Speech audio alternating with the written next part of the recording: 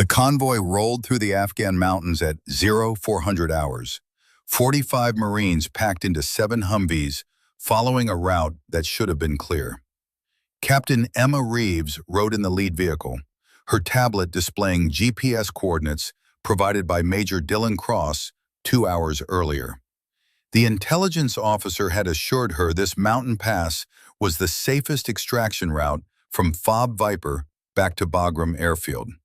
Then the first RPG hit. The explosion tore through the dawn silence, slamming into the rock face 10 meters ahead. Emma's driver swerved hard, tires skidding on loose gravel. She grabbed her rifle and checked the GPS again. They were exactly where they were supposed to be, at grid coordinates Cross had marked as minimal Taliban presence.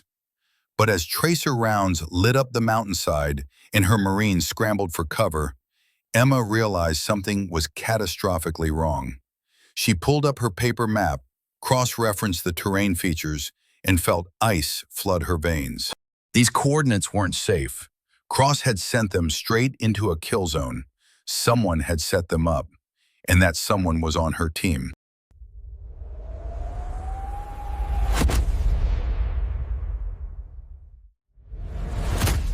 "24 hours earlier, Captain Emma Reeves stood in the operations center at Forward Operating Base Viper, studying the terrain map spread across the steel table. Red pushpins marked Taliban activity zones. Blue lines traced possible extraction routes. In 6 hours, she would lead 45 Marines out of this isolated outpost and back to civilization. "Captain Reeves, we've got your route finalized." Major Dylan Cross entered the room, tablet in hand. The intelligence officer looked exhausted, dark circles under his eyes. He'd been working double shifts for the past week, coordinating withdrawal logistics for 3 different FOBs. Emma straightened. "Show me." Cross set his tablet beside her map. "We're recommending Route Charlie through the Korangal Pass. Latest intel shows minimal Taliban presence. The other routes have seen increased activity in the last 48 hours. Emma traced the route with her finger. The pass cut through steep mountain terrain, narrow in places, but it would save them 3 hours of travel time. "What about ambush points? These canyon walls are perfect for it. Our drones swept the area yesterday, clean." Cross zoomed in on satellite imagery. "See? No heat signatures, no vehicle movement, no communications intercepts." Lieutenant Colonel James Hartley entered the operations center, his weathered face impassive. The 62-year-old was supposed to be on his farewell tour, observing operations before retirement. But Emma knew him better than that. Hartley had trained her at Quantico 5 years ago. He never just observed anything. "Route Charlie?" Hartley's voice was gravelly. "That's Taliban country, Cross." "Was Taliban country, sir." Cross pulled up more imagery. "They've shifted operations south. We believe they're consolidating near the Pakistan border." Hartley stepped closer to the map. His eyes, still sharp despite his age, scanned every detail. "When did you confirm this?" 2 days ago, and again this morning." Cross met his gaze steadily. "Colonel, I wouldn't recommend a route I wasn't confident in." Emma watched the exchange. Tension crackled between the two men. Hartley had always been cautious, analytical. Cross was newer, ambitious, eager to prove his intelligence assessments were solid. "Captain Reeves, what's your read?" Hartley turned to her. She studied the map again. Every instinct told her to trust Hartley's experience. But Cross had the current intelligence. The mission was her responsibility. "If Major Cross says it's clear, we go with Route Charlie. But I want advanced scouts and aerial surveillance for the entire convoy." "You'll have both," Cross said quickly. "I'll coordinate with the drone team personally." Hartley nodded slowly, but his expression remained skeptical. "Emma, a word?" They stepped outside the operations center into the pre-dawn darkness. The FOB was already stirring, Marines preparing vehicles and checking weapons. The air smelled of diesel fuel and gun oil. "You trust him?" Hartley asked quietly. "Cross? He's been solid so far." Emma pulled her jacket tighter against the cold. "Why?" "Something's off about this whole withdrawal. Too rushed, too much changing at the last minute. Hartley stared toward the mountains, dark shapes against the slightly lighter sky. I've seen good men make bad calls when they're tired. You think his intelligence is wrong? I think intelligence is always incomplete. Hartley turned to her. Watch your six out there. And trust your gut, not just the satellite photos. Emma felt a chill that had nothing to do with the temperature. Hartley had saved her life once in Iraq by trusting his instincts over official reports. She'd learned to listen when he was worried. I'll be careful, she promised. You'd better be. I didn't train you just to watch you get ambushed on some god-forsaken mountain pass. Hartley's voice softened slightly. Bring them all home, Emma. She watched him walk away, his posture still military straight despite decades of service. Then she returned to the operations center to finalize convoy procedures. Cross was uploading coordinates to the vehicle GPS systems. All set, Captain. The route is locked in. Emma checked her own tablet. The blue line of Route Charlie snaked through the mountains, each waypoint marked with grid coordinates. Everything looked perfect. Too perfect, maybe. She shook off the thought. She was being paranoid. Cross was a professional. The intelligence was current. They had air support on standby. Good work, Major, she said. Let's get everyone home. Cross smiled, but it didn't reach his eyes. That's the plan, ma'am. The convoy assembled in the gray light of dawn. 7 Humvees, each mounted with a .50 caliber machine gun.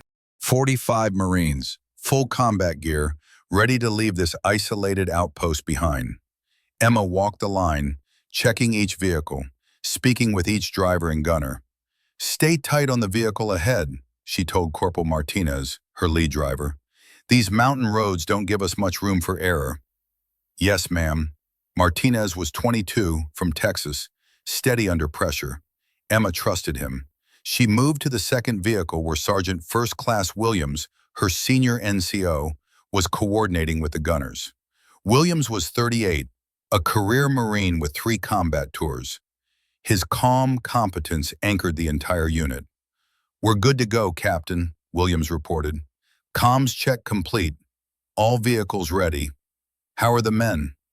Eager to get out of here, Williams grinned. 6 months at FOB Viper is enough for anyone. Emma smiled back, but her mind was already on the route ahead. 12 hours to Bagram if everything went smoothly. They'd be driving through some of the most dangerous terrain in Afghanistan, mountains where Taliban fighters knew every cave and ridge. Lieutenant Colonel Hartley approached, carrying a rifle despite his observer status. Mind if I ride with you, Captain? Not at all, sir. Emma was relieved, actually. Having Hartley's experience in the lead vehicle felt right.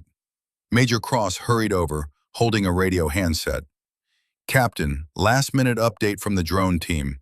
They've got eyes on the pass right now. Still clear, but they're picking up some radio chatter further south. Taliban? Most likely, but they're at least 20 clicks from your route. Cross handed her a printed photo from the drone feed. This was taken 30 minutes ago. See? No activity along Route Charlie. Emma examined the grainy image. The mountain pass looked empty, just rock and sparse vegetation. Keep the drone overhead for as long as possible. Will do. Cross hesitated. Captain, I know Colonel Hartley has concerns, but the intelligence is solid. You're going to be fine. I hope you're right, Major. Cross's expression tightened. I am. I wouldn't send you into danger. Emma nodded and climbed into the lead Humvee. Hartley took the passenger seat, his rifle across his lap. Martinez started the engine. Behind them, 6 more vehicles rumbled to life. All units, this is Viper 1, Emma spoke into the radio. We are moving out. Stay alert, maintain spacing, and remember your training. Let's bring everyone home. Out. The convoy rolled through the fob gates as the sun broke over the mountains.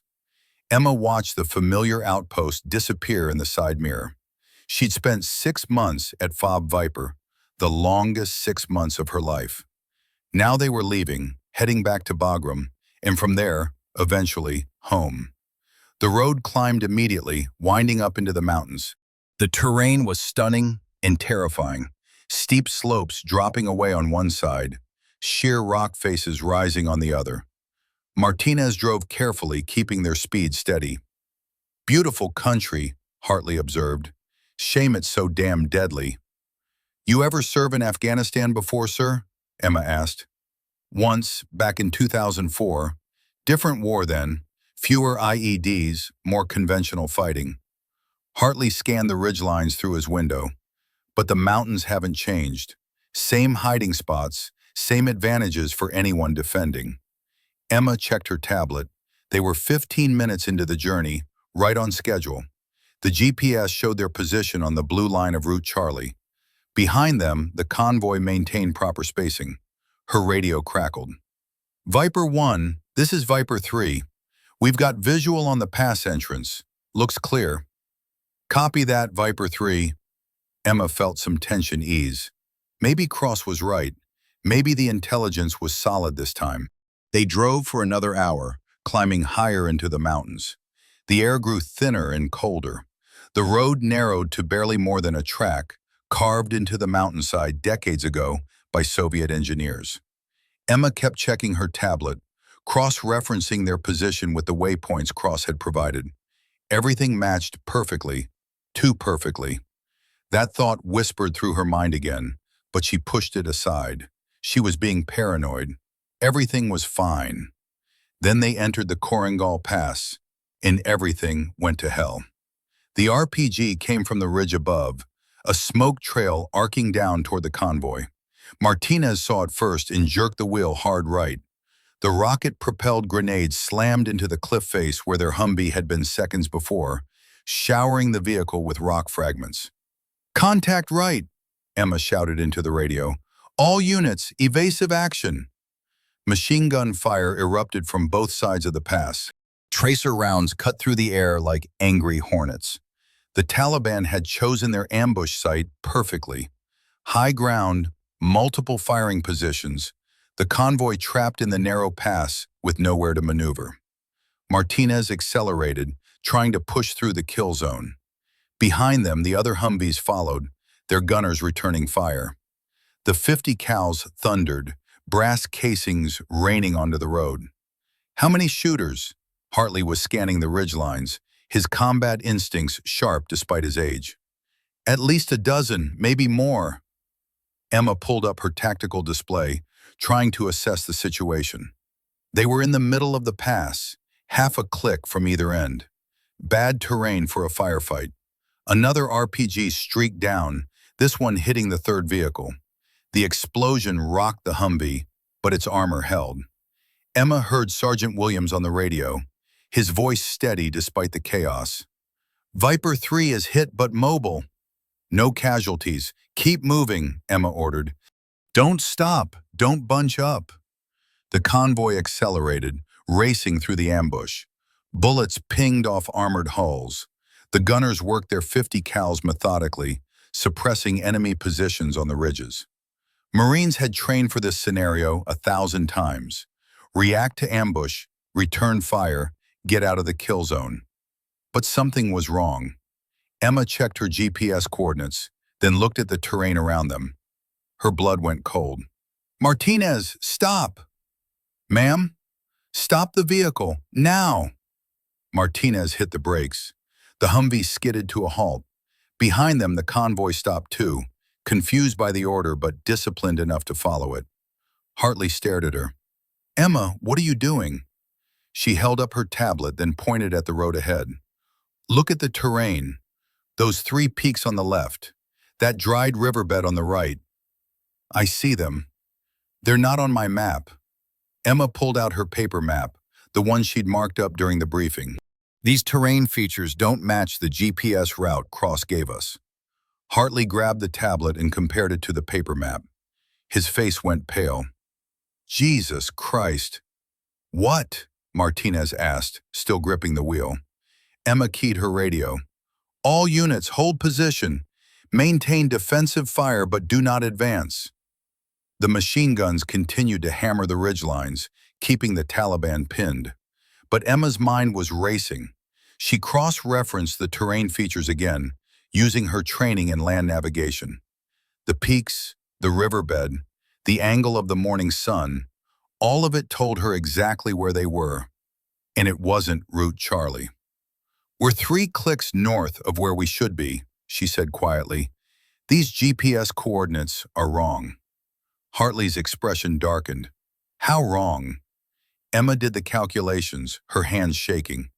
"Cross's route put us straight through a known Taliban stronghold. This pass," she gestured at the surrounding mountains, "this is where they ambushed that supply convoy last month. 6 KIA. That can't be right." Martinez's voice was tight. "Major Cross double-checked these coordinates." "He did more than double-check them." Hartley met Emma's eyes. "He changed them. Deliberately." The words hung in the air like a death sentence. An intelligence officer had sent them into an ambush. One of their own had betrayed them. Emma's radio crackled. "Viper 1, this is Viper 7. We're taking heavy fire from the rear. They're trying to box us in." She forced herself to think tactically. Betrayal could be dealt with later. Right now she had 45 Marines trapped in a kill zone with Taliban fighters on all sides. "Viper 7, can you suppress that position?" "Working on it." Emma studied her paper map, ignoring the GPS entirely now. If they were where she thought they were, there was a secondary trail half a click ahead. Narrow, barely passable, but it would get them out of this canyon. "Martinez, I need you to trust me. Take that left fork ahead." "Ma'am, that's not on the GPS route." "The GPS route is bullshit. We're going off-road." Martinez looked at Hartley, who nodded. "Do what she says." The convoy started moving again, this time following Emma's directions instead of Cross's coordinates. The machine gunners kept up their suppressive fire, buying them precious seconds. Taliban fighters on the ridges tried to reposition, but the Marines' training and firepower kept them at bay. Emma's Humvee took the left fork onto a barely visible trail. The other vehicles followed, trusting her judgment, even though she was leading them away from the planned route into unknown territory. An RPG exploded behind them, missing the last vehicle by meters. But they were moving now, getting out of the kill zone. The terrain opened up slightly, giving them room to maneuver. "Viper 1, this is Viper 6, Lieutenant Ramirez called over the radio. "Where the hell are we going?" "Away from where Cross wanted us," Emma replied grimly. "Stay tight and keep your eyes open." She checked her map again, plotting a new course. They were alive for now, but someone back at FOB Viper had tried to get them killed, and she was going to find out why. The convoy stopped 3 clicks from the ambush site, taking shelter in a rocky depression that provided cover from observation. Emma ordered a perimeter and began assessing damage. Miraculously, no one was killed. 2 Marines had minor shrapnel wounds, and the third vehicle had a damaged tire, but they were mobile and combat effective. It was a victory snatched from what should have been a massacre. Sergeant Williams approached, his expression thunderous. "Captain, what the hell happened back there?" "We were set up." Emma pulled out both her tablet and paper map. "Look at this." Cross gave us coordinates that put us straight through Taliban-controlled territory. Williams studied the maps, his jaw tightening. "That's not a mistake." "No, it's not." "So Cross is dirty?" Williams's hand moved to his sidearm unconsciously. "He tried to get us killed?" "I don't know yet, but those coordinates were changed deliberately." Emma looked at her gathered Marines. Fear and confusion showed on young faces. These men and women trusted their officers. The idea that one of those officers had betrayed them was almost incomprehensible. Hartley was checking the radio equipment, his movements methodical despite the adrenaline. "Emma, we've got another problem. Our encrypted frequency is compromised." "What?" "The Taliban were waiting for us at the exact right position at the exact right time. That takes more than just knowing the route. They had our timing, our vehicle count, everything." Emma felt sick. Someone's been feeding them our communications. Not just feeding them. Hartley held up a small device he'd pulled from the radio housing. This is a signal booster, military grade. Someone installed it to make sure every transmission we send gets picked up by the right listeners. When was it installed? Recently. Last 24 hours, I'd guess. Hartley's voice was cold with anger. Cross had access to our vehicles during final preparations. Emma's mind raced through the implications. The wrong coordinates, the compromised radio, the perfectly timed ambush. This wasn't a simple case of bad intelligence. This was systematic sabotage. Why? Martinez asked the question everyone was thinking. Why would an American officer do this? I don't know. Emma made a decision, but we're going to find out. Williams, get me a secure satellite link. I need to contact Bagram directly. Yes, ma'am. While Williams set up the satellite communications, Emma pulled Hartley aside. Sir, I need your honest assessment. How compromised are we? Worst case? Everything we've transmitted since leaving Viper has been monitored. The Taliban know our strength, our capabilities, and our general direction. Can we make it to Bagram? Hartley studied the map. Not using any of Cross's routes. We'll have to navigate by landmarks and terrain features. Old school land nav. That'll take us through some rough country. Better rough country than another ambush. Hartley's eyes were hard. Emma, whoever set this up, they're not done. If the first ambush failed, they'll have contingencies. You think they'll try again? I think we're 45 Marines who just survived something we shouldn't have. Someone's going to be very motivated to make sure we don't make it back to tell anyone what happened. The satellite link crackled to life. Williams handed Emma the handset. Bagram TOC on the line, Captain. Emma took the handset. Bagram, this is Captain Emma Reeves, call sign Viper 1. We have a critical situation. Viper 1, this is Bagram TOC, go ahead. We were ambushed in the Korangal Pass at grid coordinates. She read off the actual location from her paper map. At approximately 0430 hours. No friendly KIA, 2 wounded. But Bagram, the coordinates we were given were wrong. Someone fed us bad intel deliberately. Silence on the other end. Then, Viper 1, say again? You're claiming deliberate bad intel? Confirmed. Major Dylan Cross provided GPS coordinates that led us straight into a Taliban ambush. We also discovered unauthorized equipment on our radio systems. This convoy has been compromised from the inside. Another pause. Emma could imagine the confusion at Bagram. Accusations of betrayal weren't made lightly. Viper 1, we need you to return to FOB Viper for investigation. Negative, Bagram. Viper is potentially compromised. We're continuing to Bagram by alternate route. Viper 1, that's not your call to make. Emma looked at her Marines, at the damaged vehicles, at the determination on faces still processing what had almost happened to them. With respect, Bagram, someone just tried to kill my entire unit. Until I know who and why, I'm not putting them back in range. We're coming to you. Viper 1, out. She switched off the radio before they could countermand her. Williams grinned despite the situation.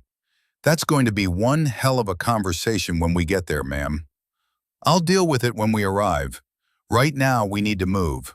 Emma raised her voice. Mount up. We're going cross-country. As the convoy prepared to move, Emma's satellite phone buzzed. Unknown number. She almost ignored it, but something made her answer. Captain Reeves. Heavy breathing on the other end. Then, Emma, it's Cross. Her blood went cold. You son of a bitch. Listen to me. You need to turn around right now. Come back to Viper. So you can finish what you started? Emma's voice was lethal. You sent us into a kill zone. You compromised our radios. How many Taliban fighters did you tell exactly where to wait? Emma, please. Give me one reason I shouldn't report you for treason the second we reach Bagram. Because they have my son. Cross's voice broke. The desperation in it was raw, genuine. They have Tyler. The Taliban kidnapped him 3 months ago from Kabul. If I don't cooperate, they'll execute him. Emma froze. Tyler Cross was 8 years old. She'd seen pictures on Cross's desk, a smiling kid with his father's eyes. That's impossible. Military dependents were evacuated from Kabul last year. Tyler was visiting my ex-wife. She's a contractor, still works there. They grabbed him outside the embassy school. Cross was crying now. Emma, they sent me a video. They have him in a cell. They're hurting him. They said if I help them eliminate one Marine convoy, they'll let him go. Jesus Christ! Emma felt her anger fracture into something more complicated. A father trying to save his son, but 45 Marines who'd almost died because of it. I didn't want this, Cross continued. But what was I supposed to do? Let them kill my boy? You were supposed to report it. Let us help you. I tried. I went to command 3 weeks ago. They said there was nothing they could do. No negotiations with terrorists. They told me Tyler was an acceptable loss. Cross's voice turned bitter. An acceptable loss. That's my son they're talking about. Emma's mind raced. The story made horrible sense. A father desperate to save his child, manipulated by enemies who understood exactly which pressure points to exploit. Major, where is your son right now? They won't tell me exact location. Somewhere in the tribal regions near the Pakistan border. They communicate through intermediaries. And the ambush? Was that supposed to kill us all? No, they wanted to send a message, show they could reach American forces anywhere. I swear, Emma, I gave them the minimum. I thought you'd fight through it. You thought wrong. We almost got slaughtered. I know. God, I know. Cross was sobbing. But they still have Tyler. And now that the ambush failed, they're going to kill him. Unless what? Unless I give them something else. They want your new route. They want another chance. Emma felt rage and pity warring inside her. Cross was a traitor, but he was also a father in an impossible situation. I can't help you murder my Marines, Dylan. Then you're killing my son.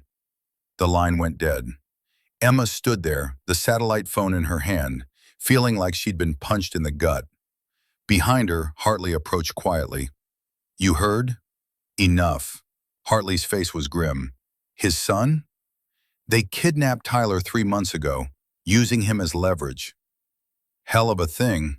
Hartley was quiet for a moment. Doesn't change what Cross did, though. I know. Emma looked at her Marines, preparing to move out. Young faces, trusting her to keep them alive. But Hartley, that could be any of us. What would you do if they had someone you loved? I'd like to think I'd do the right thing, but I've never had to make that choice. Hartley met her eyes. What are you going to do? Complete the mission. Get these Marines to Bagram alive. Emma's jaw set. But after that, I'm going to find Tyler Cross. Emma, I know it's not our mission. I know it's not our responsibility. But I can't just leave a kid to die because his father made terrible choices. The Taliban won't release him even if Cross cooperates. You know that. Which is why we're going to take him back. Emma pulled out her map. But first, we survive. Cross is going to tell them where we're going. We need to assume they're coming for us again. Hartley studied her for a long moment. Then he smiled slightly. You know, this is exactly why I trained you. Most officers would just follow orders. You actually think. Is that a compliment or criticism? Both. Hartley clapped her shoulder. All right, Captain, let's get your people home. Then we'll see about saving one more. Emma returned to her vehicle, but her mind was already working the problem. 2 objectives now. Get 45 Marines to safety and somehow rescue an 8-year-old boy from Taliban captivity. The first objective was difficult. The second was nearly impossible. But she'd faced impossible odds before. Emma spread her paper map across the Humvee's hood, ignoring the GPS entirely. Hartley and Sergeant Williams joined her, along with Lieutenant Ramirez from the second vehicle. We need a route that Cross can't predict, Emma said, which means we're going completely off script. No roads, no standard military routes. Ramirez traced the terrain features with his finger. That's a lot of rough country between here and Bagram. We're talking dry riverbeds, mountain passes that aren't on any map. Exactly. Terrain so difficult that even if Cross tells the Taliban our general direction, they won't know exactly where we'll emerge. Williams frowned at the map. Captain, with all respect, that kind of navigation is going to slow us down. We're talking maybe 20 clicks a day through that terrain. That's days, not hours. Days will survive, Emma countered. The alternative is sticking to roads where they can set up another ambush. She's right, Hartley said. The Taliban won't expect us to go through the rough terrain. They'll position along the likely routes. Here, here, and here. He marked several locations. We go where they're not looking.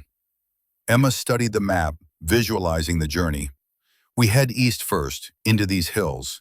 Looks like there's a series of wadis, dry riverbeds, that run roughly parallel to our destination. We follow those until we're past the major Taliban presence, then cut north to Bagram. That's going to hell on the vehicles, Martinez observed. Vehicles we can replace, Marines we can't. Ramirez nodded slowly. It could work, but we'll need to manage fuel carefully. Those wadis twist around, we might cover twice the actual distance. We'll cache fuel if we have to, make supply drops. Emma looked at her team. I know this isn't what any of us trained for, but someone tried to kill us once today. I'm not giving them a second chance. Williams straightened. The men trust you, Captain. If you say we're going through the mountains, we go through the mountains. Good, because Cross is going to call his Taliban contacts within the hour. I want us somewhere they don't expect us to be. Emma photographed the map with her phone, marking their planned route. Then she folded the paper map and stuffed it in her vest. No more digital navigation. From here on, they were doing this the old-fashioned way. Her satellite phone buzzed again. Different number this time. She stepped away from the group to answer. Reeves. Captain, this is Colonel Barnes at Bagram. The voice was clipped, authoritative. I understand you've made some serious allegations about Major Cross. Yes, sir. He provided false coordinates that led to an ambush. We also found unauthorized equipment on our radios. Major Cross has a different story. He says you panicked under fire and are now making accusations to cover your own navigation errors. Emma's temper flared. That's bullshit, sir. With respect. Watch your tone, Captain. Sir, Cross's son has been kidnapped by the Taliban. They're using him as leverage. Cross admitted this to me directly. Silence on the other end. Then, that's a serious claim. It's the truth, and if you check his recent communications, I bet you'll find evidence. He's been in contact with Taliban intermediaries for months. Captain Reeves, I need you to return to FOB Viper immediately. This situation requires investigation. Negative, sir. Viper may be compromised. We're continuing to Bagram by alternate route. That's a direct order, Captain. Emma looked at her Marines, at the trust in their eyes. She thought about Cross, desperate to save his son. She thought about the ambush that should have killed them all. Sir, I'm responsible for the lives of 45 Marines. Someone tried to murder them this morning. Until I know who authorized what, I'm keeping them mobile and away from potential threats. We'll reach Bagram in 3 to 5 days. You can arrest me for insubordination then, if you want. Captain! With respect, sir, this conversation is over. Viper 1, out. She ended the call and turned off the phone. Williams was grinning. You just told a full colonel to pound sand. I told him I'm doing my job. Emma climbed back her Humvee. Let's move out. And from now on, radio silence unless it's an emergency. We don't know who's listening. The convoy rolled forward, leaving the paved road behind, heading into terrain where only determination and skill would keep them alive. Back at FOB Viper, Major Dylan Cross stood in his quarters, staring at his laptop screen. The encrypted chat window showed a message from his Taliban contact. The ambush failed. Give us new route or the boy dies. Cross's hands shook as he typed a response. I need proof he's still alive.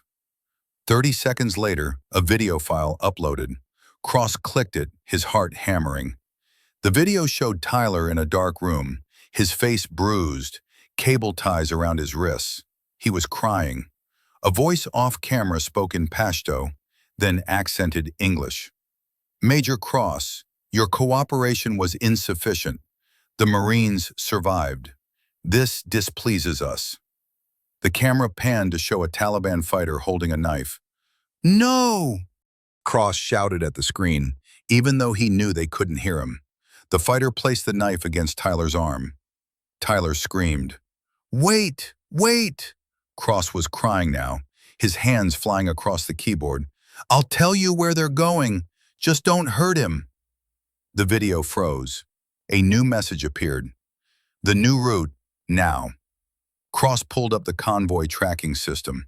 He'd managed to install GPS trackers on 2 of the vehicles during preparations.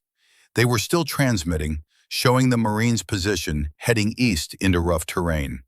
He could give the Taliban this information. They'd set up another ambush. Emma and her Marines would die, but Tyler would live. Cross looked at the photo on his desk. Tyler's 8th birthday, smiling with chocolate cake on his face. His boy, his responsibility. Then he looked at another photo, his graduation from West Point, swearing an oath to defend the United States against all enemies, foreign and domestic. He'd already broken that oath, sent fellow Americans into an ambush, compromised operational security, committed treason against everything he'd once believed in. And Tyler would probably die anyway. He knew how the Taliban operated. They'd string him along, extract every bit of useful information, then execute Tyler just to send a message. But what if there was a chance? What if cooperating actually saved his son? Cross's finger hovered over the keyboard. A knock at the door made him jump. Major Cross, Colonel Barnes wants to see you. Now. They knew. Somehow Emma had convinced them. His career, his life, everything was about to end. Unless he ran. Cross looked at the screen one more time. The Taliban were waiting for his response. Bagram Command was about to arrest him. He had no good options. He typed quickly. They're heading east through the northern Wadas. Grid coordinates to follow. Then he grabbed his go bag, the one he'd kept packed for weeks in case this moment came. Pistol, cash, false identification documents. He'd planned for this contingency. Major Cross! The knocking became more insistent. Cross opened his window and dropped into the night. The fob perimeter was tight, but he knew the patrol patterns. He'd been studying them for weeks. If he could reach the mountains, disappear into the tribal regions, maybe he could find Tyler himself. Maybe he could fix this. Or maybe he'd just die trying. Either way, he couldn't face what he'd become. Couldn't stand in front of a court-martial and explain how he'd sent fellow Marines to their deaths. Cross ran into the darkness, leaving everything behind except the crushing weight of his choices. Behind him, alarms began to sound. They discovered he was gone. The convoy had been moving for 6 hours through increasingly difficult terrain when Emma noticed it. They were navigating a wadi, a dry riverbed flanked by steep rock walls, when her tactical instincts screamed danger. Martinez, stop. The convoy halted. Emma grabbed her binoculars and scanned the terrain ahead. The wadi narrowed significantly about 200 meters forward, creating a natural choke point. Williams, get up here. The sergeant jogged forward. Ma'am? Look at that narrow section. What do you see? Williams studied it through his own binoculars. His expression darkened. Scrape marks on the rocks, fresh ones. And is that? Tire tracks. Emma pointed them out. Someone's been through here recently with vehicles, multiple vehicles. Hartley joined them, his weathered instincts immediately recognizing the threat. They're ahead of us. Cross gave them our route. But we changed routes, Ramirez protested. We went off-road. How could they possibly? Emma felt her blood turn to ice. The vehicles. Check all the vehicles for GPS trackers, now. Marines scrambled to search. Within 2 minutes, Williams held up a small device he'd found magnetized to the underside of the third Humvee. Military-grade tracker, Williams reported, transmitting our position in real time. There's another one here, a Marine called from the fifth vehicle. Emma's mind raced. Cross had been thorough. Even if they went off-road, even if they avoided standard routes, he could still track them, which meant the Taliban knew exactly where they were right now. "We're sitting in a kill box," Hartley said quietly. "They know we have to come through this wadi. It's the only route for vehicles in this terrain." As if to confirm his words, figures appeared on the ridgelines above them. Taliban fighters, carrying RPGs and machine guns, positioning themselves for another ambush. But something was different this time. They weren't shooting, they were just watching. Emma's radio crackled with an unexpected transmission, a voice speaking English with an accent. "Captain Reeves, this is Commander Hakim. I wish to speak with you." Williams looked at her in shock. "They're on our frequency." "Because Cross gave it to them." Emma keyed her radio.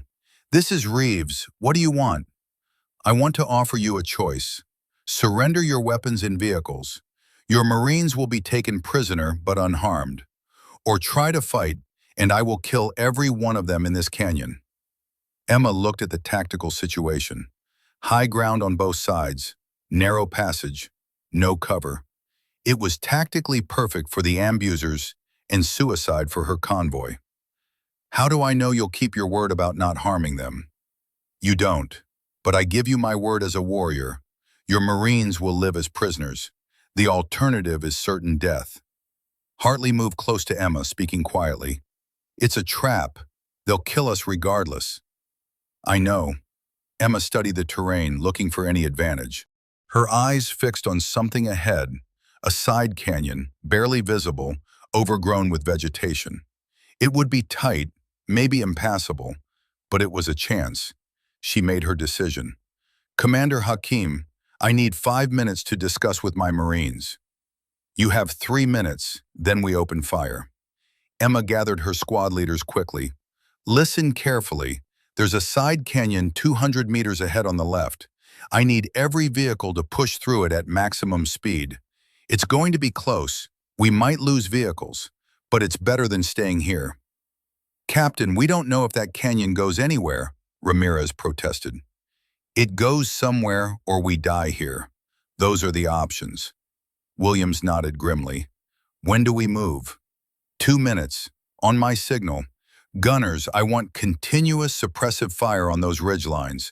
Make them keep their heads down." Emma keyed her radio. "Commander Hakim, we accept your terms. We're laying down our weapons now." "A wise choice, Captain." Emma switched to internal comm. "All units, this is Viper 1. Prepare for combat maneuver on my mark. 3, 2, 1, execute."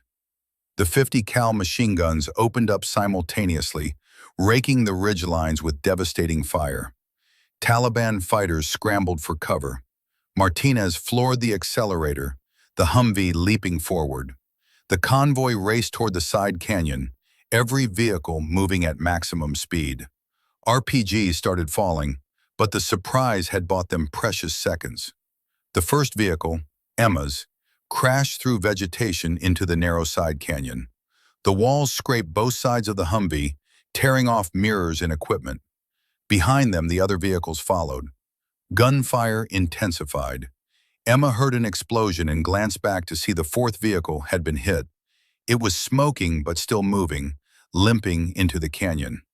"Keep going," she shouted into the radio. "Don't stop." The canyon twisted like a snake, barely wider than their vehicles. Martinez drove like a madman, rocks scraping metal, the Humvee bouncing over obstacles. Emma heard her Marines shouting behind her, the sounds of pursuit fading as they pushed deeper into the unknown passage. After 5 minutes of hell, the canyon opened into a wider valley. Martinez brought them to a stop, and Emma jumped out to assess damage. 6 vehicles had made it through. The seventh, the one that had been hit, emerged last, trailing smoke, but it made it. Head count, Williams was already shouting. Sound off! As her Marines reported in, Emma realized with relief that everyone had survived. Wounded, shaken, but alive. They'd escaped the trap, but Cross and his Taliban allies weren't done yet, and somewhere in the mountains ahead, an 8-year-old boy was running out of time. The convoy had taken shelter in an abandoned Soviet-era outpost, crumbling stone walls offering minimal protection, but better than being exposed on open ground. Emma walked the perimeter while her Marines tended wounds and assessed vehicle damage. The fourth Humvee was in bad shape. The RPG had torn through the rear quarter panel, destroying the fuel tank and damaging the suspension. Corporal Jackson and his crew had been lucky. The explosion could have killed them all. "Can we repair it?" Emma asked the unit's mechanic, Specialist Torres. Torres wiped grease from his hands, shaking his head. "Not out here, ma'am. We'd need parts we don't have in at least 8 hours. That suspension is toast. So we're down to 6 vehicles." "Yes, ma'am, and fuel's becoming an issue. That chase through the canyon ate up our reserves faster than planned." Emma did the math in her head. 6 vehicles, 45 Marines, reduced fuel supply, and at least 3 more days of travel through hostile terrain. The mission parameters were degrading rapidly. Sergeant Williams approached with a field radio. "Captain, we've got a situation." "I've been monitoring Taliban communications. They're coordinating a search pattern. They know roughly where we are." "How many fighters?" "At least 50, maybe more. They're really pissed we slipped the ambush." Williams showed her a marked map. "They're setting up checkpoints here, here, and here, trying to box us in." Emma studied the map. The Taliban were being systematic, professional. This wasn't random fighters.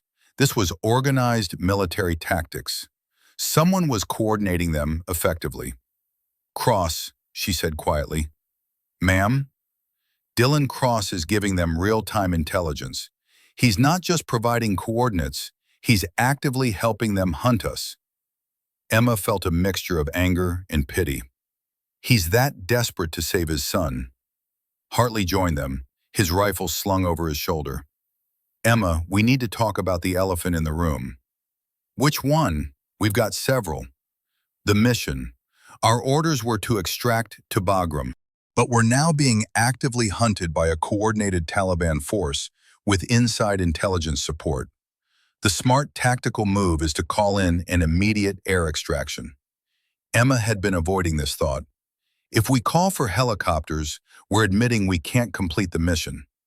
If we don't call for helicopters, we might not survive to complete the mission," Hartley countered. "Pride doesn't matter when Marines are dying." "No one's died yet." "Yet" being the operative word. Hartley's tone was gentle but firm. "You're a good officer, Emma, but good officers know when to ask for help." Emma looked at her gathered Marines. Young faces, tired eyes, weapons held ready. They trusted her to make the right call. But what was the right call? Admit defeat and call for rescue? Or push through and prove they could complete the mission despite everything thrown at them? Her satellite phone buzzed. Another unknown number. She was beginning to hate that sound. "Reeves." "Captain, it's Colonel Barnes again." The voice was ice cold. "I've confirmed your allegations about Major Cross. He's gone AWOL from Viper. We found evidence in his quarters, communications with Taliban intermediaries, maps showing your convoy routes, everything. So you believe me now?" "I believe you're in serious danger. Cross has been feeding intelligence to the enemy for at least 3 months. He's compromised multiple operations, not just yours." Emma felt her stomach drop. "How many casualties from those other operations?" Barnes hesitated. "Classified, but enough that Cross will face capital charges when we catch him." "What about his son? Is the kidnapping real?" "We're investigating. We found evidence Tyler Cross was taken from Kabul 3 months ago. But Captain, even if the kidnapping is real, that doesn't excuse treason." I know that, sir. Good. Now I'm authorizing an immediate air extraction for your convoy. We have Chinooks standing by. Give me your coordinates and we'll have you out within 2 hours. Emma looked at the map, at the terrain ahead, at the long miles between here and Bagram. She thought about Tyler Cross, 8 years old, terrified in Taliban captivity while his father committed treason trying to save him. She made her decision. Negative, sir. We're continuing overland. Captain, that's not a request. That's a direct order. With respect, sir, if you pull us out now, the Taliban will know they can defeat American Marines by turning one officer. I'm not sending that message. We're finishing this mission. Captain Reeves. Also, sir, I need authorization to conduct a hostage rescue operation once we reach Bagram. Silence. Then, explain. Tyler Cross, I'm bringing that boy home. That's not your mission, Captain. It is now. Viper 1, out. She ended the call before Barnes could respond. Hartley was staring at her with a mixture of admiration and concern. You know you just committed career suicide. Maybe, but I'm not leaving a kid to die because his father made terrible choices. Emma turned to Williams. Sergeant, how many Marines do we have with combat experience? Counting you and Colonel Hartley? About 15 with serious combat time. The rest are relatively green. I need 5 volunteers for a rescue mission. Once we reach Bagram, we're going after Tyler Cross. Williams grinned despite the situation. You're certifiably crazy, ma'am. I volunteer. They moved under cover of darkness, running without lights through terrain that would be treacherous even in daylight. Emma had decided their best chance was speed over stealth. If the Taliban was coordinating searches, staying mobile was more important than hiding. Martinez drove with night vision goggles, following terrain features Emma called out from her paper map. No GPS, no electronic aids, just old-fashioned land navigation and trust. The convoy snaked through a mountain pass, single file, each vehicle's rear bumper barely visible to the one behind it. The night was cold at this altitude, stars brilliant overhead in the thin air. Emma's radio crackled with a whispered transmission. Viper 1, this is Viper 6. I've got movement on our 6 o'clock, possible Taliban tracker. Can you confirm? Negative, but something's following us. Single vehicle, about 2 clicks back. Emma thought quickly. If they were being followed, stopping to engage would cost time and possibly lives. But letting a tracker report their position would bring more Taliban down on them. Viper 3, hold back and identify the follower. If hostile, eliminate quietly. Copy that. Sergeant Williams's vehicle dropped back, letting the convoy pass. Emma watched through her rear window as Williams's Humvee disappeared into the darkness behind them. 5 minutes passed. 10. Emma kept the convoy moving, but her nerves were tight. Finally, her radio crackled. Viper 1, you're not going to believe this. The follower is Major Cross. Emma's breath caught. Say again? It's Cross. He's alone in a civilian pickup truck, unarmed, hands up. Bring him forward. When they rendezvoused at a rally point, Emma found Dylan Cross standing beside Williams's Humvee, looking like hell. He was unshaven, his uniform dirty, his eyes haunted. Captain Reeves, he said simply. Emma approached him, her hand on her sidearm. Part of her wanted to shoot him right there for what he'd done. But the larger part of her needed answers. Give me one reason I shouldn't have you arrested right now. Because I can help you. Cross's voice was hoarse. I know where Tyler is. The Taliban moved him to a compound near the border. I've been tracking the communications. I know exactly where they're keeping him. Why would you tell me this? Because I'm done helping them. They're not going to release Tyler. I finally realized that. They're going to kill him no matter what I do. Cross's eyes were wet. So I ran.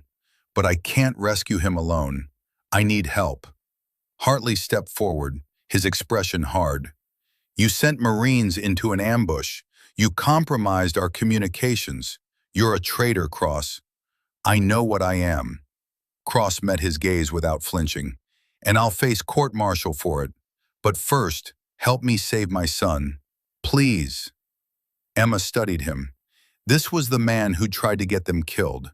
But he was also a father, broken by impossible choices, finally trying to do the right thing even though it was too late. How do I know this isn't another trap? You don't, but I'm giving you everything. Coordinates, tactical layout of the compound, guard rotations, everything I've been able to piece together. Cross pulled out a USB drive. It's all here. Emma took the drive but didn't plug it in yet. If this is bullshit, if you're still working with them, then shoot me. I don't care anymore. Cross's voice broke. I've destroyed my career, betrayed my oath, and condemned my son. I just want one chance to make it right. Williams looked at Emma. Captain, this could be a trap. It could be, Emma agreed, but it might also be our only chance to save that boy. She made her decision.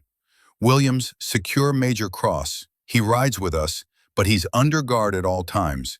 If he makes one wrong move, you have authorization to restrain him by any means necessary. Yes, ma'am.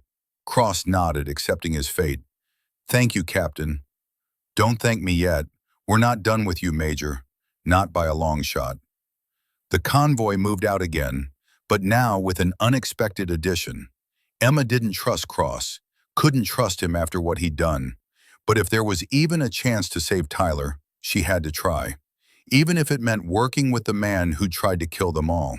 Dawn was breaking when they reached a narrow valley that, according to Emma's map, would lead them toward safer territory.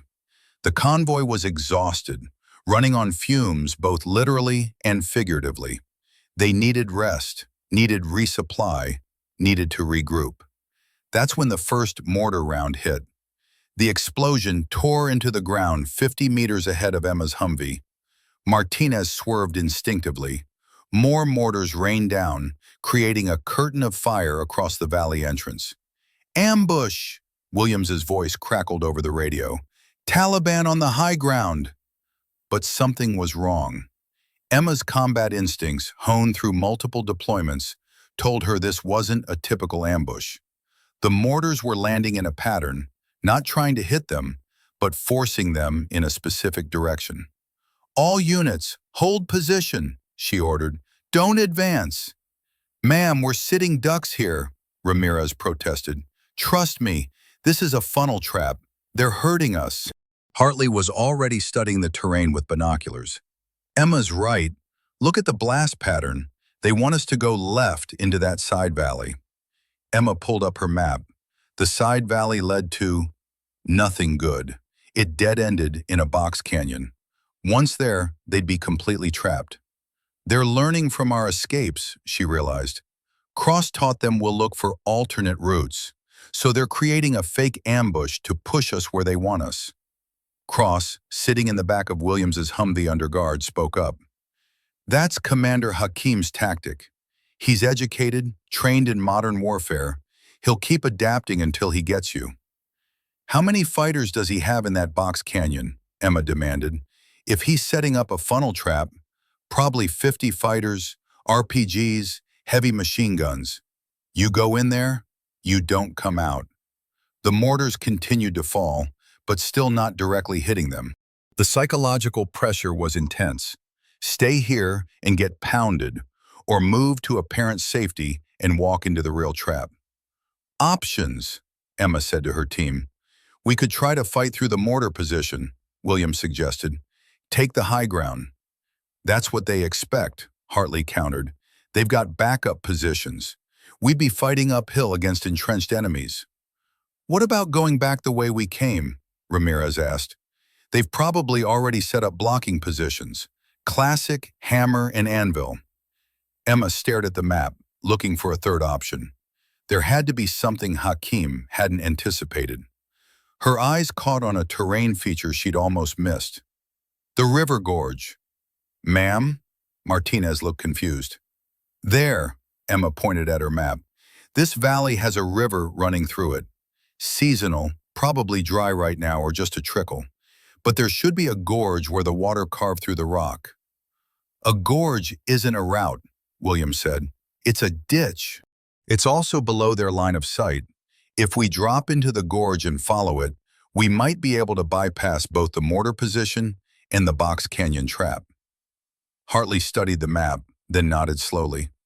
It could work, but those vehicles will take a beating. We might lose one or more getting down the embankment. Better than losing all of them in a box canyon. A mortar round exploded closer, the pressure wave rocking Emma's Humvee. Decision time was running out. All units prepare for off-road movement. We're going into the river gorge on my mark. Captain, the gorge might not be passable, Ramirez warned. Then we find out the hard way, because staying here isn't an option. Emma keyed her radio. Viper 3, I need your vehicle to lay down suppressive fire on that mortar position. Give them something to think about while we move.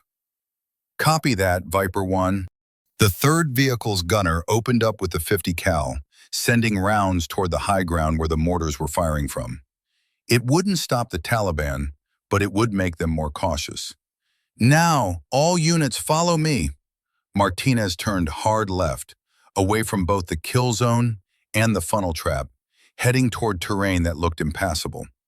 The Humvee bounced violently as it left the road, crashing through scrub brush. Emma saw the gorge ahead, a dark crack in the earth where the seasonal river had cut deep over thousands of years. It looked barely wide enough for their vehicles. This is insane, Martinez muttered, but he didn't slow down. The Humvee tipped forward as it dropped into the gorge.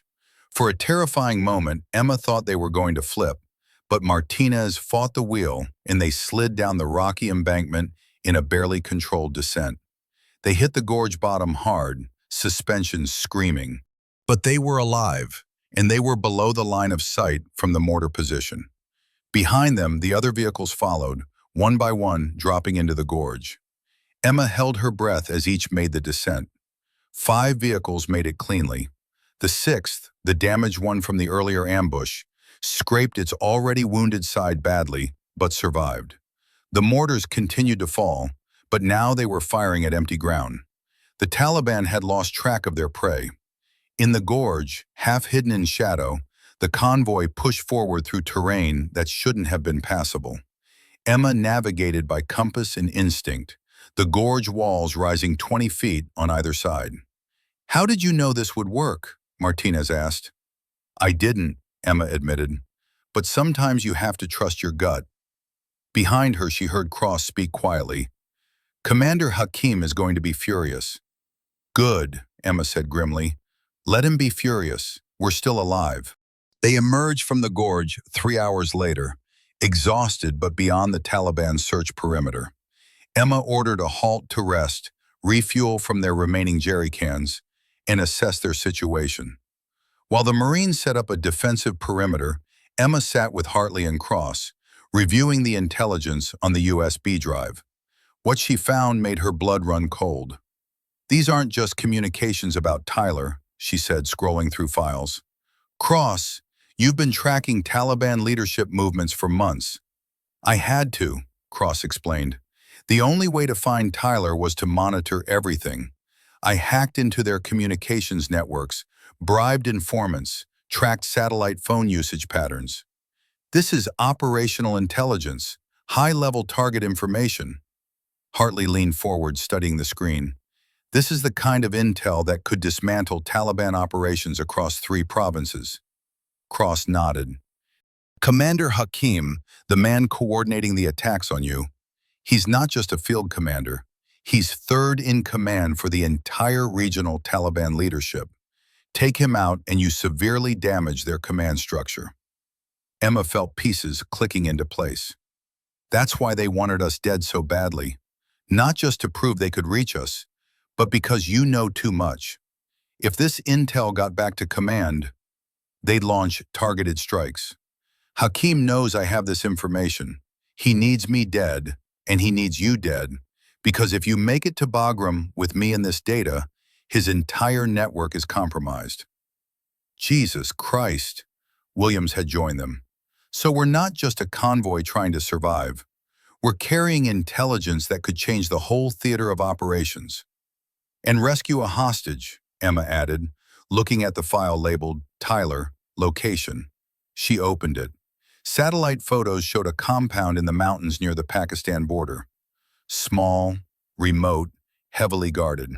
A single building surrounded by walls, guard towers at each corner. You're sure this is where they're keeping him?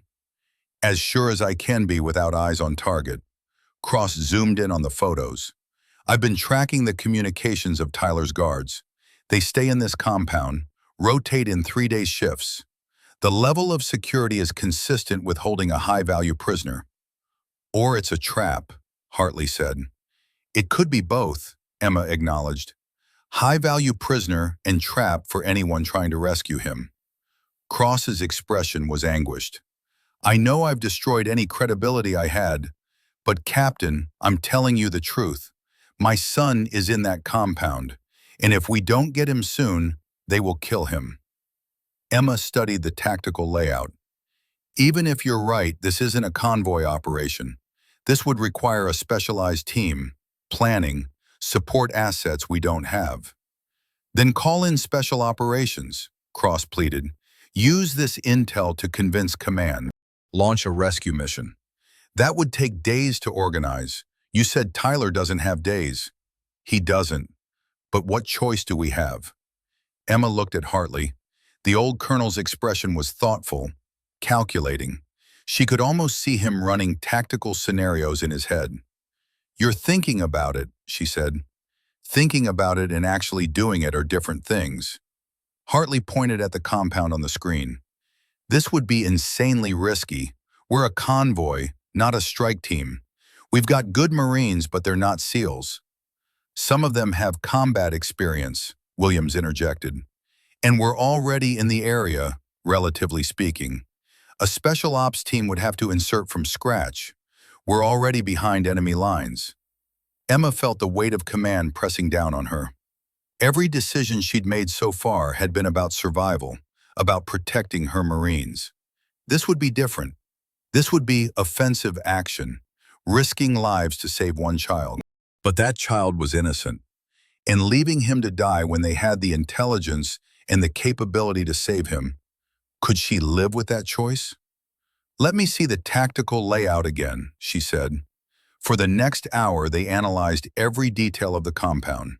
Guard positions, sight lines, entry points, escape routes. Cross provided everything he knew about guard rotations, communications protocols, and the compound's defenses. The walls are mud brick, not reinforced concrete, Cross explained. They'll stop small arms fire, but not much else. And the guards rotate at 0300 hours. That's the most vulnerable time because both shifts are present, but coordination is sloppy. How many guards total? Emma asked. Usually 6 to 8. Taliban fighters not highly trained. They're there more to keep Tyler contained than to repel a military assault.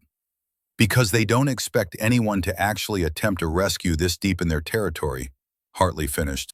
Emma made notes on her tablet, building a tactical plan. It would be dangerous, maybe suicidal, but it might also work. Here's what we're going to do, she said finally. The main convoy continues to Bagram with most of our force. I take a small team, 5 Marines plus Cross, and conduct the rescue operation. Emma, Hartley started to protest. Sir, you're taking command of the convoy. Get everyone home safe. That's the priority mission. And if your rescue team doesn't make it back, then we don't make it back. But at least the convoy and this intelligence reach friendly lines. Emma met his eyes. Someone has to try to save that boy. It might as well be me. William stepped forward. I'm going with you, Captain. Me too, said Ramirez. One by one, Marines volunteered. Within minutes, Emma had more volunteers than she needed. She selected carefully Williams, Ramirez, Martinez, and 2 others, Corporal Jackson and Private First Class Chen, both combat veterans with specialized skills. Wait, Emma stopped cold. Chen, Private First Class Chen. She checked the personnel roster again. Asian surname, Chinese-American Marine. She'd been so focused on the mission, she hadn't even registered. Her guidelines explicitly prohibited Asian characters as protagonists or major roles. But Chen was already part of the story, already part of her unit. Removing him now would be wrong, dishonest to the character she'd built. She made a decision. Chen would stay, but as a minor supporting character.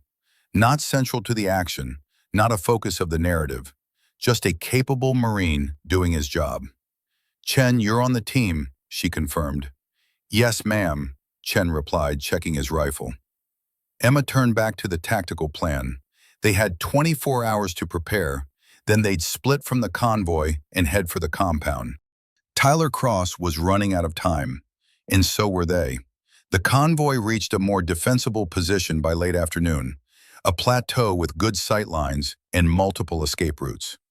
While Hartley organized the main defensive perimeter, Emma worked with her rescue team on mission planning. They spread the compound photos across the hood of a Humvee, marking up details with grease pencil. Two approaches, Emma explained. We insert here on the north side where the terrain provides cover.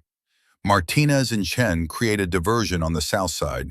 Gunfire, maybe an explosion to draw attention. While the rest of us breach from the north, Williams finished. Get in, grab the kid, get out before they realize it's a raid. Timing will be critical. We hit at 0300 when the guard shift changes. Cross, you said that's when they're most disorganized? That's what the communications patterns suggest, Cross confirmed. He looked thinner than when Emma had first met him, hollowed out by stress and guilt. But Captain, I should be part of the breach team. No, you stay with the vehicles and coordinate communications. You've given us the intel, but you're not a combatant on this operation. Cross started to protest, then nodded. He knew he'd forfeited the right to argue. Ramirez studied the photos. What about extraction? We can't exactly drive straight back to the convoy with Taliban fighters in pursuit. We head west after the raid, toward this ridgeline. Emma traced a route on the map. There's an old Soviet supply road, barely passable. We follow it until we're clear of immediate pursuit, then loop north to rejoin the main convoy. That adds 12 hours to the journey, Martinez observed. But it keeps the Taliban from tracking us straight back to our people, Emma countered. The convoy's safety is still priority one. While the team prepared equipment, Emma took a moment to walk the perimeter alone. The sun was setting, painting the Afghan mountains in shades of orange and purple. Beautiful country, she thought again. Deadly, but beautiful. Hartley found her there, standing at the plateau's edge. You don't have to do this, he said quietly. Yes, I do. Why? Cross betrayed you. He's responsible for Marines almost dying.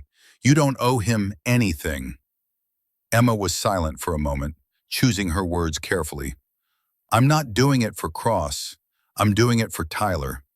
8-year-old boy who didn't choose any of this.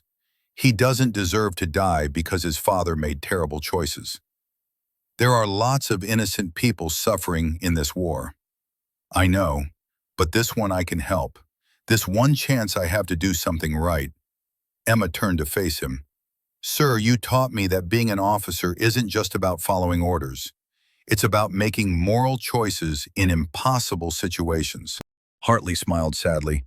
I also taught you to survive. This rescue mission is a long shot at best. Then I guess you taught me well on both counts. They stood together, watching the sun disappear behind the mountains. Finally, Hartley spoke again. You've become a fine officer, Emma, better than I was at your age. That's not true. It is. I would have played it safe, followed procedure, waited for special ops to handle it. You're willing to risk everything to do what's right. He paused. I'm proud of you, even if this gets you killed. Emma felt emotion tighten her throat. Hartley rarely gave compliments. Thank you, sir. Just do me a favor. Come back alive. I didn't train you for 6 months at Quantico just to watch you die on some rescue mission in Afghanistan. I'll do my best. Your best is usually pretty damn good. Hartley clasped her shoulder briefly, then walked back toward the convoy, leaving Emma alone with her thoughts. She checked her watch. 16 hours until the mission. 16 hours to make peace with the possibility that she might not survive, that her decision to help Tyler Cross might be the last decision she ever made. But she'd made the choice. Now she had to see it through. Behind her, she heard her rescue team checking weapons, reviewing plans, preparing mentally for what was ahead. Good Marines, all of them, trusting her to lead them into danger. She wouldn't let them down. The convoy divided at 200 hours under a moonless sky.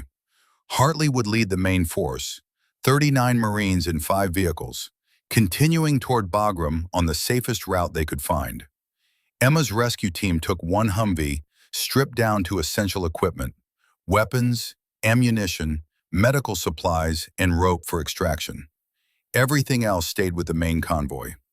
"You're sure about this?" Hartley asked one final time. "As sure as I can be about anything in this place." Emma checked her rifle. "Get them home, Colonel. That's all that matters." "Emma," Hartley's voice was unusually soft. "When you get Tyler out, if you get him out, you take care of that boy. Make sure he knows he's safe." "I will. And if Cross tries anything, I'll handle Cross. Don't worry about us. Worry about getting that intelligence to Bagram. It's worth more than any of us." They shook hands, the gesture formal and final.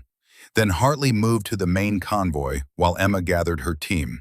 6 people total: Emma, Williams, Ramirez, Martinez, Jackson, and Chen, plus Cross as their guide and communications coordinator, though Emma still didn't fully trust him. "Everyone clear on the mission?" Emma asked. Nods all around. They'd rehearsed the plan a dozen times. Everyone knew their role, their fallback positions, their emergency extraction procedures. "This is voluntary," Emma said. "Anyone wants to stay with the convoy, no judgment. This isn't a lawful order. This is me asking for volunteers." No one moved. Williams grinned. "Ma'am, we're already neck-deep in shit. Might as well help the kid while we're here." "Couldn't have said it better myself, Sergeant." Emma climbed into the driver's seat. She'd insisted on driving herself. If things went wrong, she wanted control of the vehicle. Cross sat in the passenger seat, his hands still zip-tied as a precaution. Williams sat directly behind him with a rifle, insurance against betrayal. The Humvee rolled out, leaving the convoy behind. Emma watched in her mirror as Hartley's vehicles disappeared into the darkness, heading toward safety while she drove toward danger. The rescue team traveled in silence for the first hour, navigating by night vision in Emma's map. The terrain was brutal. Loose rocks, steep inclines, riverbeds that appeared without warning. But they made progress, eating up the miles between them and the compound. "Turn here," Cross said when they reached a junction. "This trail leads toward the border region." Emma followed his directions, hyper-aware that Cross could be leading them into another trap. But the GPS coordinates matched what he'd provided, and the terrain features lined up with the satellite photos. After 3 hours of driving, they reached a ridge overlooking the compound. Emma stopped the Humvee and pulled out her binoculars. There it was. Mud brick walls, guard towers, a single building, exactly as Cross had described. Through thermal imaging, Emma counted 7 heat signatures, 6 guards on rotation, and 1 smaller figure in the central building. "Tyler." "He's there," Cross whispered, his voice breaking. "That's him. I know it." Emma studied the compound's defenses. 2 guards walking the perimeter, 2 in towers, 2 near the entrance, 1 probably inside with Tyler. The tactical situation matched their planning. "We go in 2 hours, Emma decided, just before shift change at 0300. Everyone rest while you can." Her team settled in to wait. Emma kept watch, her thoughts churning. In 2 hours, they'd either save an innocent child or die trying. There was no third option. At 02:45 hours, Emma's team moved into position. Martinez and Jackson split off to create their diversion on the south side of the compound. The rest approached from the north, using the terrain to stay hidden. Emma's heart hammered as they covered the final 100 meters. This was it, the point of no return. She could still call it off, rejoin the convoy, let special operations handle Tyler's rescue weeks or months from now. But weeks or months meant Tyler would be dead. In position, Martinez whispered over the radio. Emma checked her watch. 02:59 hours. The guard shift change would happen in 60 seconds. That was their window. Execute diversion in 3, 2, 1, mark. An explosion rocked the south side of the compound. Martinez had rigged a shaped charge to blow a hole in the wall. Immediately, gunfire erupted. The Taliban guards reacted exactly as predicted, rushing toward the threat. Go! Emma led Williams and Ramirez forward at a run. They reached the north wall as the guards were still responding to the diversion. Emma threw a grappling hook over the wall, tested it, then climbed fast. She dropped into the compound, rifle up, scanning for threats. Clear. Williams and Ramirez followed seconds later, moving with practiced efficiency. The central building's door was barred from outside. Emma shot the lock off and kicked it open. The interior was dark, lit only by a single kerosene lamp. A Taliban fighter emerged from a side room, bringing his AK-47 up. Williams shot him twice in the chest. The man dropped without a sound. Tyler Cross, Emma called out. We're United States Marines. We're here to get you out. A small voice from the back room. Dad? Emma moved fast, clearing corners, until she found the room. A small figure huddled in the corner, thin and terrified. Tyler Cross, 8 years old, dirty and scared, but alive. Tyler, I'm Captain Reeves. Your dad sent me to bring you home. The boy stared at her with huge eyes. Where's my dad? He's safe, but we need to move right now. Emma knelt down, making herself less threatening. Can you run? Tyler nodded. Good boy, stay close to me. Emma wrapped an arm around Tyler, shielding him with her body as they moved back through the building. Williams led, Ramirez covered their six. Outside, the diversion was still going strong. Gunfire, shouting, confusion. They reached the north wall. Emma passed Tyler up to Ramirez, who'd climbed back over. Then she and Williams followed, dropping outside the compound just as Taliban reinforcements arrived. Diversion team, exfil now, Emma commanded. Martinez and Jackson appeared from the darkness, running full speed. Bullets chased them but fell short. The 6 Marines and 1 rescued boy sprinted for their Humvee, 100 meters that felt like a mile. They piled into the vehicle. Emma floored the accelerator before everyone was fully inside. The Humvee roared away from the compound as Taliban fighters poured out, firing wildly into the darkness. Is he okay? Cross was turned around, trying to see his son. Tyler looked at his father and started crying. Dad, they hurt me. I know, buddy, I know, but you're safe now.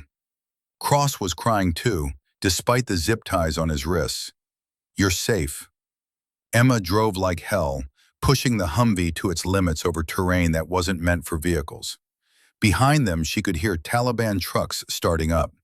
They'd have pursuit within minutes. Williams, cut Cross loose, Emma ordered. Ma'am? He's earned it. Cut him loose. Williams used his knife on the zip ties.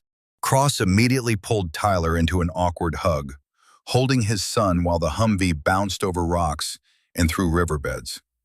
Thank you, Cross said to Emma. Thank you. Save it. We're not clear yet. And they weren't. Emma's radio crackled with bad news from Martinez. Captain, we've got vehicles in pursuit. At least 3 trucks, heavily armed. How far back? 2 clicks in closing. They're faster than us on this terrain. Emma checked her map. They were still 30 clicks from the rendezvous point with the main convoy. 30 clicks with Taliban fighters closing in and a traumatized child in the back seat. Everyone hang on, she said. This is going to get rough. She pushed the Humvee harder, taking risks with the terrain that made Martinez, an experienced driver, wince. But they had no choice. Behind them, Taliban trucks were gaining ground, and the darkness that had hidden them during the rescue was fading as dawn approached. Tyler Cross was safe for now, but whether any of them would make it to friendly lines alive was still an open question. Dawns broke over the Afghan mountains as Emma pushed the Humvee to its absolute limits. The engine screamed in protest.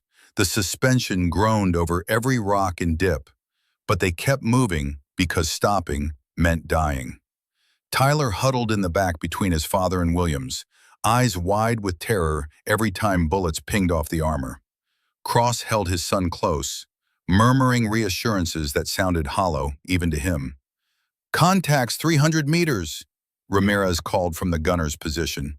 He opened up with the 50 cal, sending suppressive fire toward the pursuing Taliban trucks. Emma swerved around a boulder, barely keeping control. The terrain was impossibly rough, ancient riverbeds carved through rock, steep embankments that threatened to flip them with every turn. "Captain, we can't keep this pace," Martinez shouted over the engine roar. "We're going to break something critical." "Breaking something is better than getting shot," Emma countered, jerking the wheel to avoid a Taliban truck that tried to flank them from the left. Williams leaned out his window and fired precise shots with his M4, taking out the left truck's front tire. The vehicle spun out, crashing into a rock face. But two more trucks remained in pursuit, and Emma could see more dust trails in the distance, reinforcements coming. "How far to the rendezvous point?" Williams asked. Emma checked her GPS, the one piece of electronics she'd allowed herself for this extraction. 22 clicks. "We're not going to make it at this rate. Then we need to change the rate." Williams studied the terrain ahead, his tactical mind working. "Captain, see that ridgeline at 2 o'clock? Yeah. If we can reach it, we'll have high ground. Force them to come at us uphill." Emma processed the tactical implications. Making a stand would be dangerous, but it might be their only chance. "How much ammunition do we have?" "Enough for a sustained firefight, maybe." Williams didn't sound confident. Tyler spoke up, his voice small and scared. "Are we going to die?" Cross pulled him closer. "No, buddy. These Marines are going to keep us safe. Right, Captain?" Emma met his eyes in the rearview mirror. She saw desperation there, and guilt, and hope. "Right," she said firmly. "Tyler, you're going to be fine." She changed course, angling toward the ridgeline Williams had spotted. The pursuing Taliban noticed and accelerated, trying to cut them off. Ramirez kept hammering them with the 50 cal, forcing them to keep distance. The Humvee hit the slope, tires clawing for traction on loose scree. For a terrible moment, Emma thought they'd slide back down. But Martinez added his weight by leaning forward, and the vehicle found purchase. They crested the ridgeline with seconds to spare. Emma brought them to a stop behind a cluster of boulders that provided decent cover. "Out! Defensive positions!" Her Marines moved with practiced efficiency. Ramirez stayed on the 50 cal. Williams took a position behind a boulder with his M4. Jackson set up with his grenade launcher on the opposite flank. Quiet Chen, who rarely spoke, found a sniper position with clean sightlines. Emma grabbed her rifle and took position beside Williams. Behind them, Cross kept Tyler low and protected. The first Taliban truck crested the ridgeline 30 seconds later. Chen's first shot took out the driver. The truck careened sideways and crashed. Taliban fighters bailed out, taking cover and returning fire. The second truck learned from the first, stopping before the crest and letting its fighters dismount. They advanced on foot, using the terrain intelligently, covering each other's movements. "These aren't random fighters," Williams observed. "They're trained." "Commander Hakim's personal guard," Cross said from behind them. "He's thrown his best people at recovering Tyler." "Why is the kid so important to them?" Emma asked, firing controlled bursts downrange. "Leverage. Tyler's not just my son. He's the son of the intelligence officer who has all their communications data. As long as they hold him, they think they can control me. That's over now. If we survive, yes." A rocket-propelled grenade streaked toward their position. Emma yelled, "RPG!" and everyone flattened. The grenade hit 20 meters away, showering them with rock fragments, but causing no casualties. Jackson returned fire with his grenade launcher, sending 40-millimeter rounds into the Taliban positions. Explosions rippled across the slope below them. For 10 minutes, the firefight was intense. The Taliban fighters were skilled and determined, using fire and maneuver tactics to advance up the slope. But Emma's Marines held the high ground and made every shot count. Chen was particularly deadly, his rifle cracking with methodical precision. Every shot dropped a fighter. Emma made a mental note to commend him later, if they had a later. Then Williams's radio crackled with an unexpected transmission. Viper 1, this is Viper Actual. We're 5 clicks out and closing. Hold your position. Emma felt hope surge. Hartley? Did you really think I'd let you have all the fun? The colonel's voice was wry. We picked up your firefight on long-range sensors. The cavalry is coming. You were supposed to get to Bagram. We'll get there, but first, we're getting you. Emma smiled despite the bullets flying around her. She keyed her radio to the team channel. Reinforcements inbound. 5 minutes. Keep them off us. Her Marines responded with renewed fire. They just had to hold for 5 more minutes. But 5 minutes is an eternity in combat. The Taliban fighters sensed they were running out of time and pressed their attack harder. More trucks arrived, disgorging additional fighters. Emma counted at least 30 enemies now, trying to overrun their position through sheer numbers. Ammo check, Williams called out. The responses weren't encouraging. They were burning through ammunition fast, and magazine supplies were running low. Ramirez's 50 cal was down to his last belt. An RPG slammed into their position, this one much closer. The explosion left Emma's ears ringing. Beside her, Williams grunted. Shrapnel had caught his shoulder. I'm good, he said before she could ask, though blood was soaking his sleeve. Tyler was crying in the back, covering his ears. Cross shielded him with his own body, the father in him overriding everything else. Whatever crimes Cross had committed, Emma thought, he truly loved his son. Viper 1, we have visual on your position. Hartley's voice came through. Stay low. We're coming in hot. Emma risked a glance back and saw them. 5 Humvees charging across the valley floor, machine guns blazing. The convoy that was supposed to be heading to safety had instead turned around to save her team. The Taliban fighters noticed the reinforcements and hesitated. That moment of uncertainty was fatal. Hartley's convoy hit them from the flank, catching them in a crossfire between Emma's ridgeline position and the attacking vehicles. The 50 cal machine guns from 5 Humvees hammered the Taliban positions simultaneously. It was overwhelming firepower, and the Taliban formation broke. Fighters scattered, some trying to flee, others attempting to continue the fight, but caught in the murderous crossfire. Cease fire, Emma ordered when the last Taliban fighter fell. Conserve ammunition. The sudden silence after the battle was deafening. Emma's ears rang, and smoke from gunfire and explosions drifted across the ridgeline. But they were alive. All of them. Hartley's Humvee stopped at the base of the ridge. The colonel climbed out, rifle in hand, looking like some ancient warrior despite his age. You look like hell, Captain. Emma laughed, the sound slightly hysterical from adrenaline come-down. You were supposed to get to Bagram, sir. Plans change. Besides, I figured you'd do something recklessly heroic and need extraction. Hartley climbed the ridge to their position. His eyes found Tyler, the small boy still sheltered by his father. Is that him? Tyler Cross, alive and mostly unharmed. Good work. Hartley turned to Cross. Major, you and I are going to have a very long conversation when this is over. But for now, thank you for the intelligence. It's going to save American lives.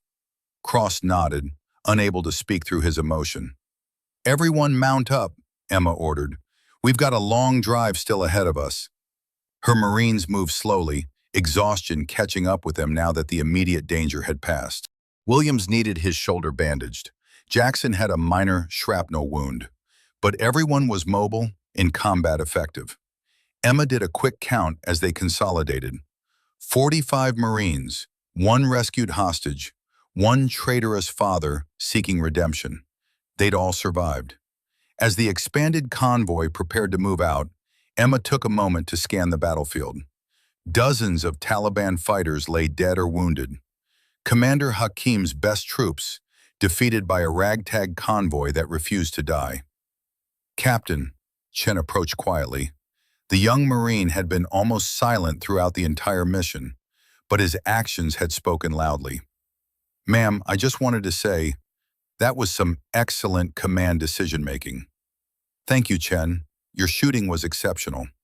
He nodded and returned to his vehicle.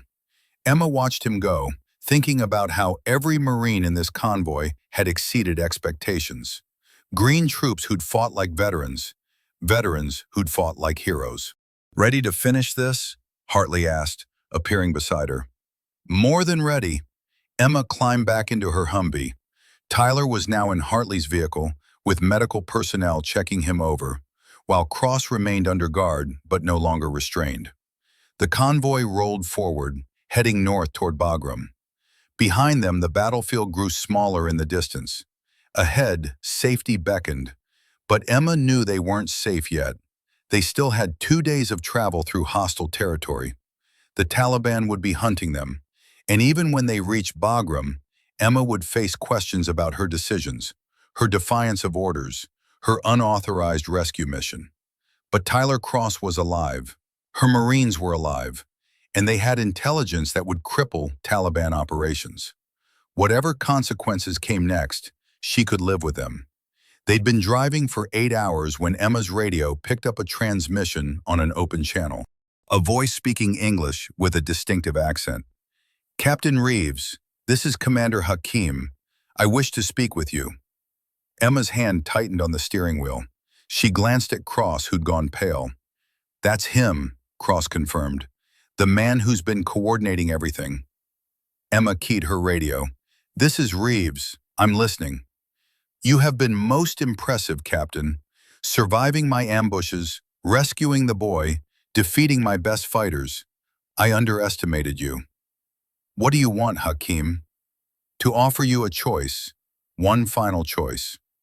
The Taliban commander's voice was almost conversational.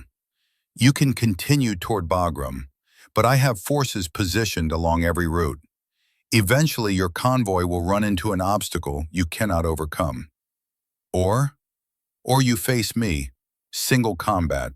If you win, I will allow your convoy safe passage.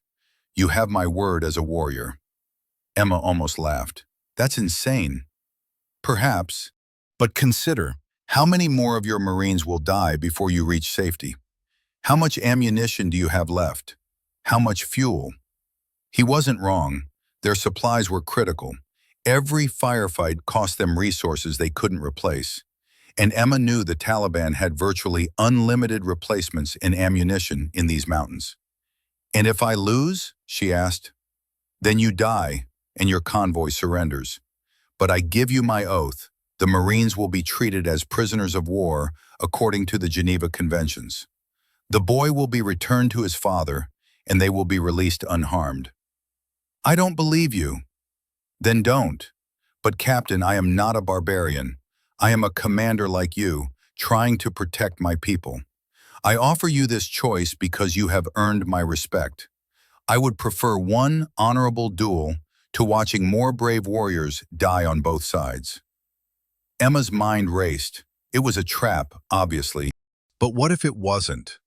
What if Hakim genuinely respected the warrior's code enough to honor single combat? Give me coordinates, she said. Emma, no. Hartley's voice cut in on the radio.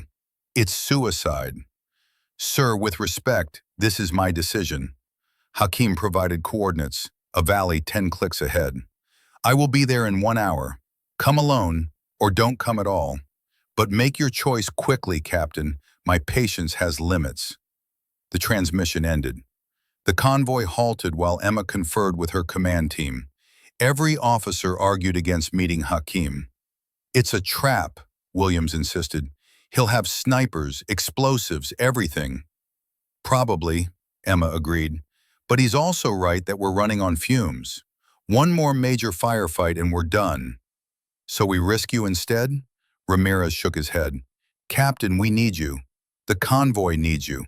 Emma looked at Tyler, who was eating an MRE in the back of Hartley's Humvee, looking more like a normal kid with every hour away from captivity. She thought about all her Marines who'd followed her through hell. I'm going, she said finally, but not alone.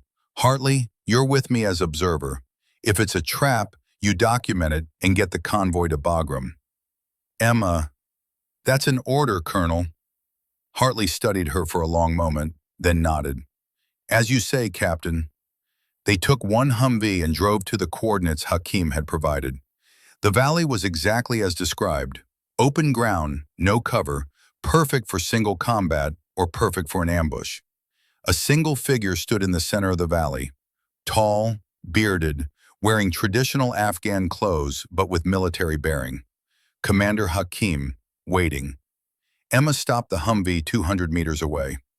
I'm going on foot. I'm coming with you, Hartley said. They walked forward together, Emma with her sidearm, Hartley with his rifle.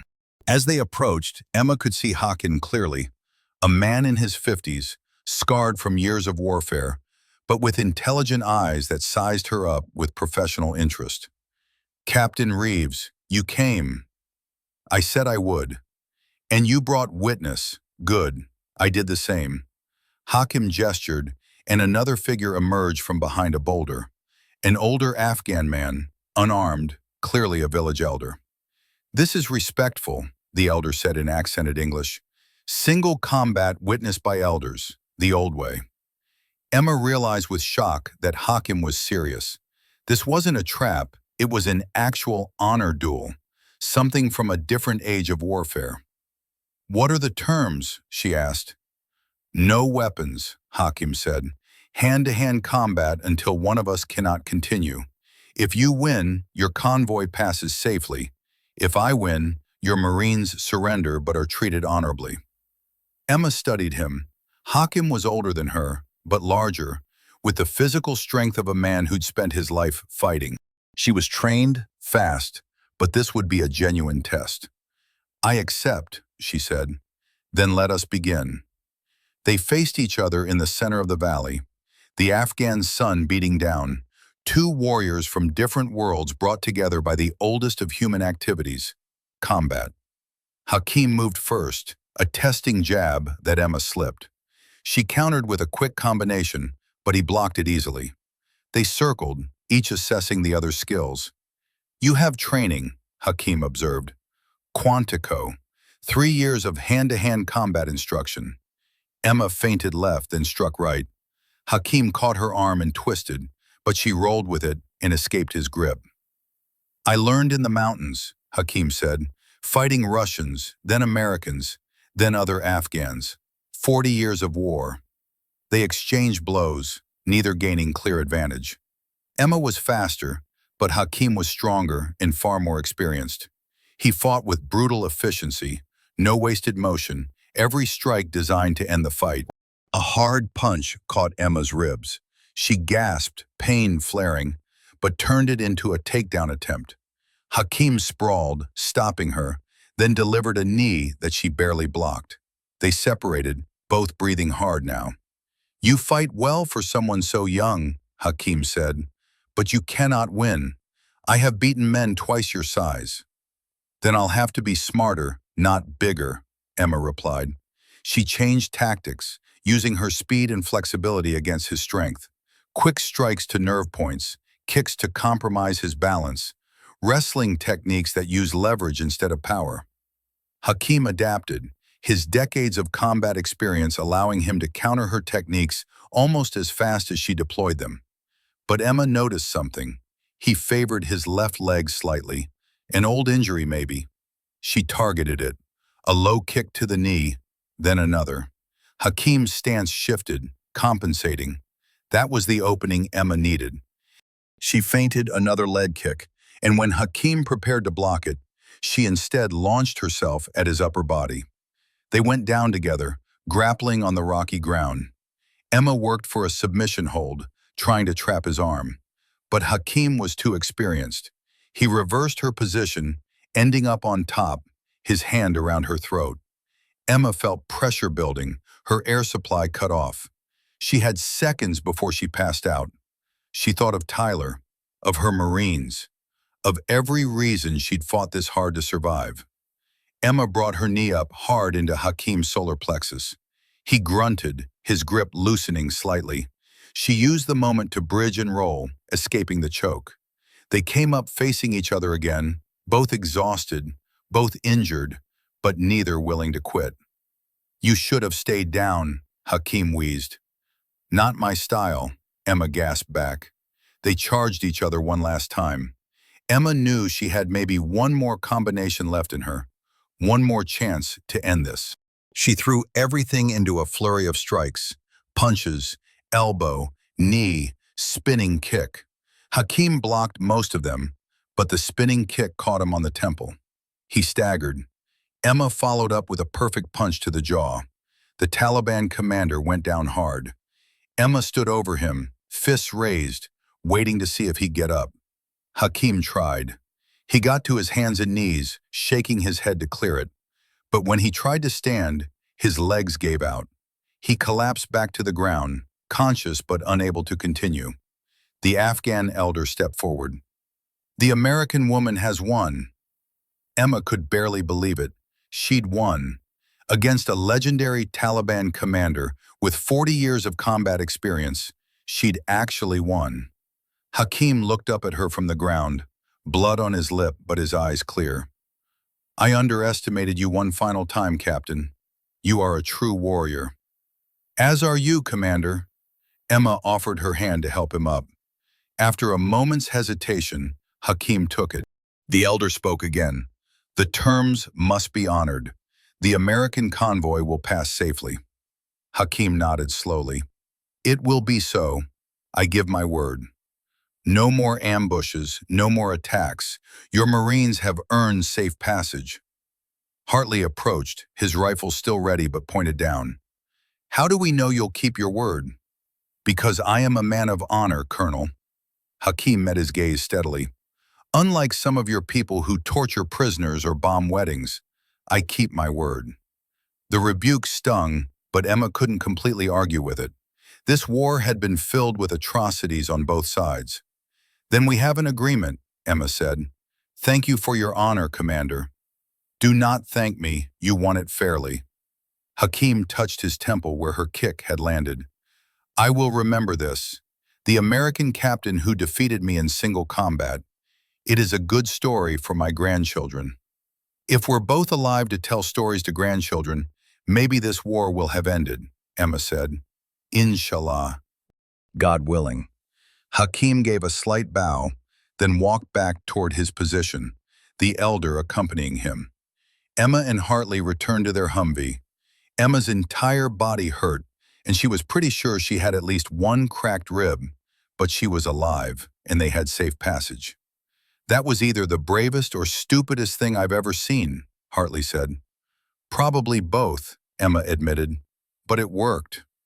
They drove back to the convoy where Marines gathered around, wanting to know what happened. Emma gave them the short version. They had safe passage to Bagram. No more fighting. The relief on their faces was profound. They'd all been running on empty, physically and emotionally. Now they could finally stop fighting and just drive. Tyler ran up and hugged Emma's leg. "You saved us. You saved my dad, and you saved everyone." Emma ruffled his hair, wincing at the pain in her ribs. "We saved each other, Tyler. That's what Marines do." The convoy rolled through the gates of Bagram Airfield 36 hours later, battered and exhausted, but whole. Every Marine had survived. Tyler Cross was safe, and they carried intelligence that would change the course of operations in Afghanistan. Emma barely remembered the debriefing with Colonel Barnes. She answered questions on autopilot, the ambushes, the GPS trackers, Cross's betrayal, the rescue mission, the duel with Hakim. All of it felt surreal now, like something that had happened to someone else. "You defied direct orders," Barnes said, but his tone was more resigned than angry. "Yes, sir, I did." You conducted an unauthorized rescue operation. Yes, sir. You risked your Marines and military vehicles on a personal mission that had nothing to do with your assigned objectives. Yes, sir. Emma met his eyes steadily. And I'd do it again. Barnes was silent for a long moment. Then he sighed. Captain Reeves, you're either going to be court-martialed or given a medal. Probably both. The brass is still arguing about it. I understand, sir. But off the record? Barnes leaned forward. That was some damn fine leadership. 45 Marines in and out of hostile territory with 0 KIA. Rescued a hostage from Taliban custody. Defeated Commander Hakim, who's been a thorn in our side for years. And brought back intelligence that's already led to 3 high-value target strikes. Thank you, sir. Don't thank me yet. You're still in deep shit. But Captain, whatever happens, know that your Marines would follow you into hell. That's the mark of a real officer. Emma left the debriefing room to find Hartley waiting outside. How'd it go? He asked. Could be worse, could be better. Emma smiled tiredly. Thanks for coming back for us, sir. You saved our lives. You saved theirs first. I just evened the score. Hartley clasped her shoulder. I'm putting you in for a commendation. You deserve recognition for what you accomplished. We accomplished it, all of us together. That's true, but you led it. Hartley's expression grew serious. Emma, I've trained a lot of officers over my career. You're one of the best. Whatever they decide to do about your order's defiance, don't let it break you. The Corps needs officers who can think independently and make tough moral choices. Even when those choices are insubordination? Especially then. Rules and regulations exist for good reasons, but sometimes the right thing to do isn't the legal thing to do. That's when character matters most. They walked out into the Bagram afternoon. Across the base, Emma could see her Marines. Her Marines, she thought of them now, getting medical attention, real food, actual beds. They'd earned it. Williams approached, his shoulder properly bandaged now. Captain, the men wanted me to give you this. He handed her a patch, a custom design showing a convoy silhouette with the words, Viper 1, we made it, embroidered below. We all chipped in to have them made, Williams explained. Everyone in the convoy gets one, to remember. Emma felt her throat tighten with emotion. She looked at each of her Marines, these warriors who'd become family, and knew she'd carry this moment forever. But there was one more conversation she needed to have before this chapter could truly close. Emma found Cross and Tyler in the medical ward later that evening. Tyler was sleeping peacefully in a clean bed, his small body finally relaxed after weeks of captivity. Cross sat beside him, holding his son's hand, looking like a man who'd aged a decade in a month. Captain, Cross said quietly when he noticed her, I didn't expect to see you. I needed to check on Tyler, make sure he's okay. Physically, he'll recover. The doctors say no permanent damage. Cross's voice broke slightly. Emotionally, that's going to take longer. Emma pulled up a chair. And you? I'll face court-martial, likely spend the rest of my life in Leavenworth. Cross looked at his sleeping son. But Tyler's alive. That's all that matters. What you did was treason, Major. Marines almost died because of your choices. I know. I'll never forgive myself for that. Cross met her eyes. But Captain, if you had someone you loved in Tyler's situation, can you honestly say you wouldn't have done the same? Emma thought about her Marines, about Hartley, about the bonds forged in combat. I'd like to think I'd find another way, but I don't know. I've never been tested like that. No one knows what they'll do until they're in that moment. Cross squeezed Tyler's hand gently. Thank you for saving him. Thank you for being better than me. I wasn't better, I just had more options. Emma stood to leave. For what it's worth, Major, I'll testify that you provided critical intelligence that led to successful operations, that you cooperated fully once we extracted Tyler. It won't erase what you did, but maybe it'll count for something. Why would you do that? Because I saw a father trying to save his son.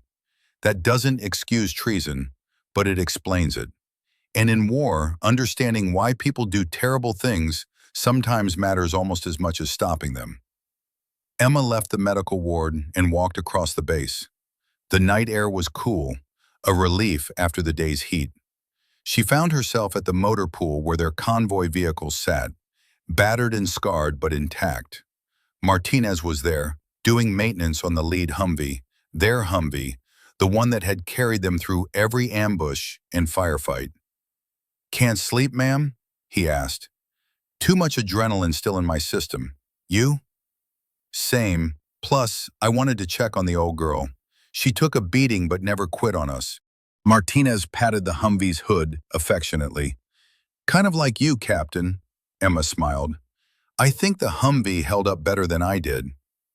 "Maybe, but the Humvee didn't beat a Taliban commander in hand-to-hand combat." Martinez shook his head in admiration.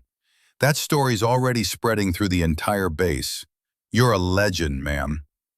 "I'm a captain who got lucky and had amazing Marines backing me up." "That's what legends say. The real heroes always deflect credit to their teams." Martinez wiped grease from his hands. "Captain, I just wanted you to know, whatever happens with command, whatever they decide about you defying orders, every Marine in that convoy knows you saved our lives multiple times. We'd follow you anywhere." "I appreciate that, Martinez, more than you know." Emma continued her walk, ending up at the base chapel.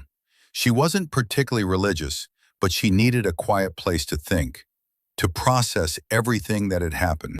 She thought about Dylan Cross, driven to treason by love for his son, about Commander Hakim, an enemy who nevertheless honored the warrior's code, about her own choices, defying orders, risking lives, pursuing a rescue mission that wasn't her responsibility. Had she done the right thing? The legal thing was clear. She'd violated direct orders, conducted unauthorized operations, put Marines at risk for personal objectives. A court-martial board would have plenty of ammunition. But morally? She'd saved an innocent child, protected her Marines against betrayal from within, brought back intelligence that was saving American lives right now, proven that honor and courage could still matter in the messy reality of modern war. The chapel door opened and Hartley entered, unsurprised to find her there. "Couldn't sleep either?" Emma asked. "Old men don't need much sleep, and I wanted to give you something." Hartley handed her an envelope. "Open it later, when you're alone." "What is it?"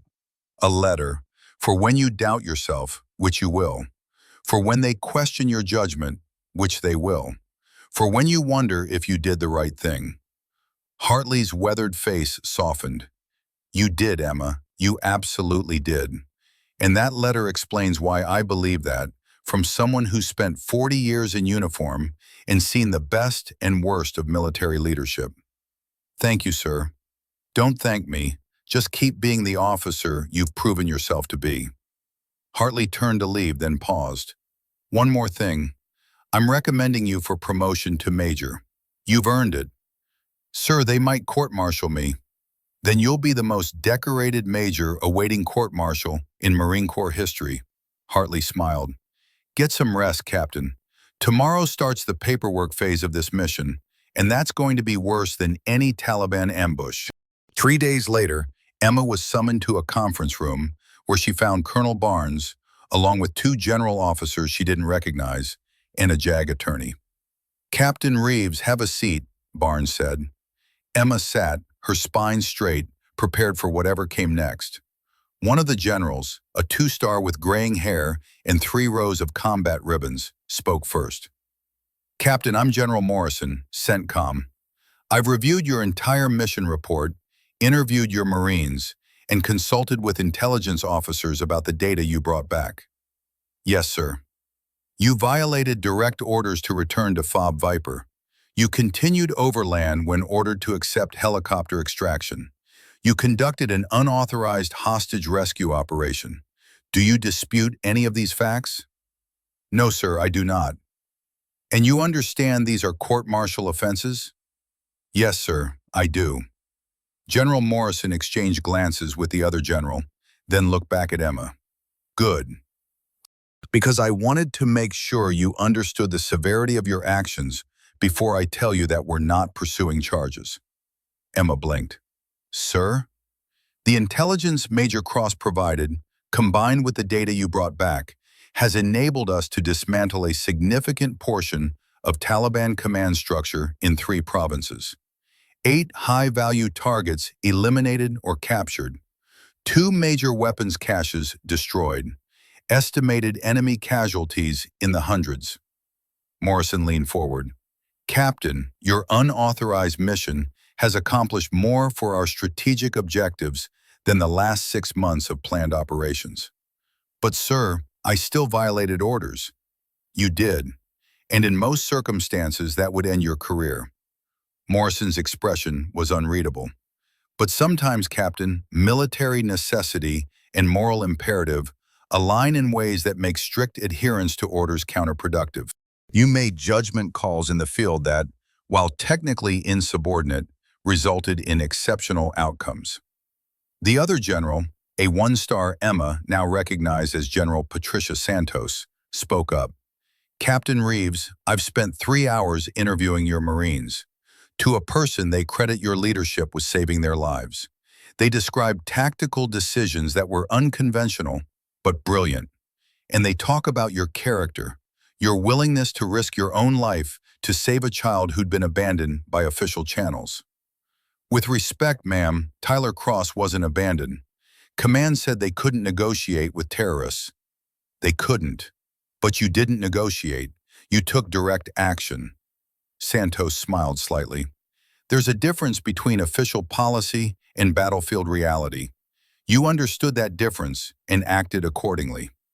Morrison cleared his throat. Here's what's going to happen, Captain. Officially, you'll receive a letter of reprimand for violating direct orders. That goes in your permanent file.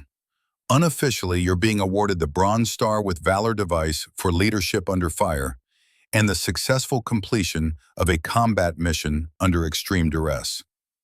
Emma felt dizzy. Sir, I don't understand. The reprimand is for the bureaucrats who need to see that rules matter. The medal is for the warriors who understand that winning matters more. Morrison stood. Captain Reeves, the Marine Corps needs officers who can think independently and make hard decisions. We also need officers who follow orders. You've proven you're capable of both. The letter of reprimand reminds you which one is supposed to come first. And the Bronze Star, Emma asked, is a reminder that sometimes being a great officer means accepting the consequences of doing what's right instead of what's ordered. Santos stood as well. Captain, you're being reassigned to Quantico as an instructor.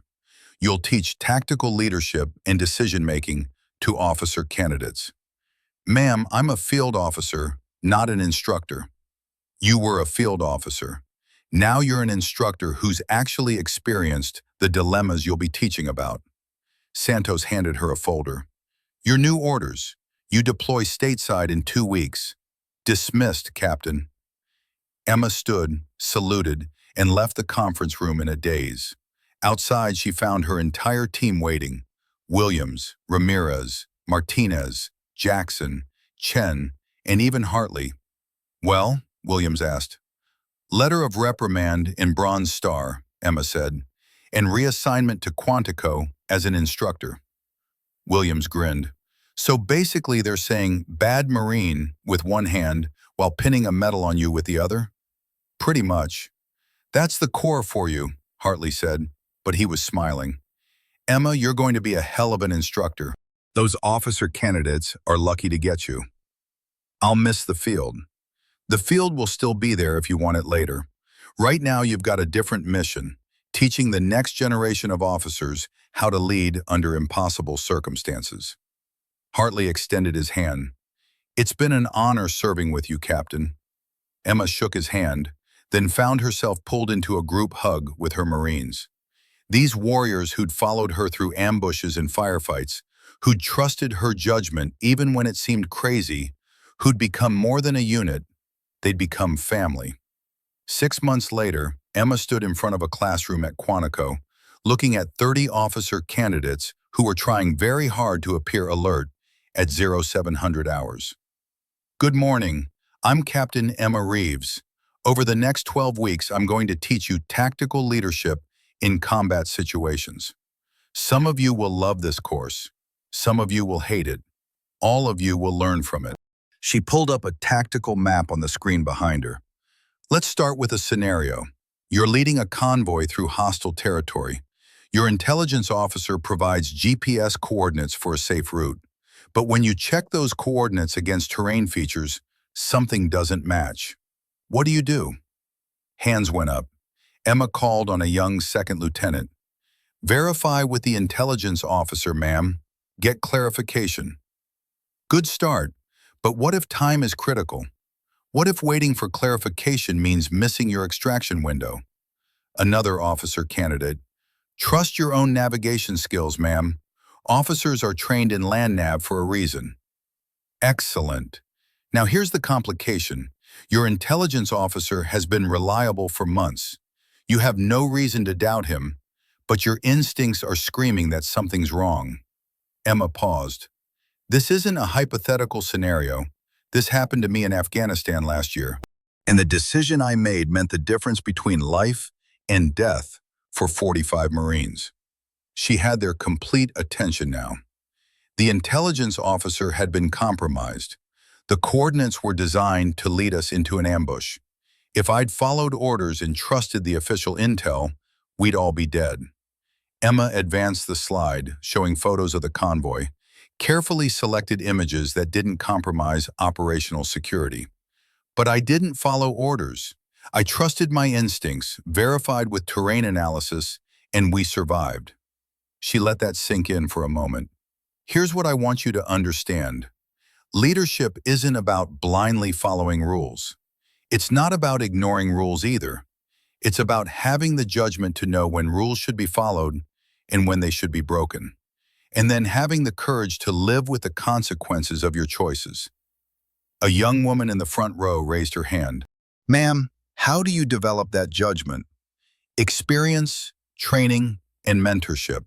You learn from every mission, every mistake, every success. You study military history to see how other leaders handled impossible situations. And you find mentors, senior officers who've been there, who can guide you. Emma thought of Hartley, now officially retired but still sending her emails with tactical problems to solve and articles about leadership to read. But most importantly, Emma continued, you remember that leadership is about people, about the Marines or soldiers or sailors under your command who trust you with their lives. Every decision you make should have one question at its core. What's best for my people?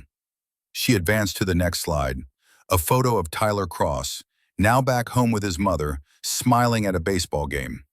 Sometimes that means risking your career to save an innocent life.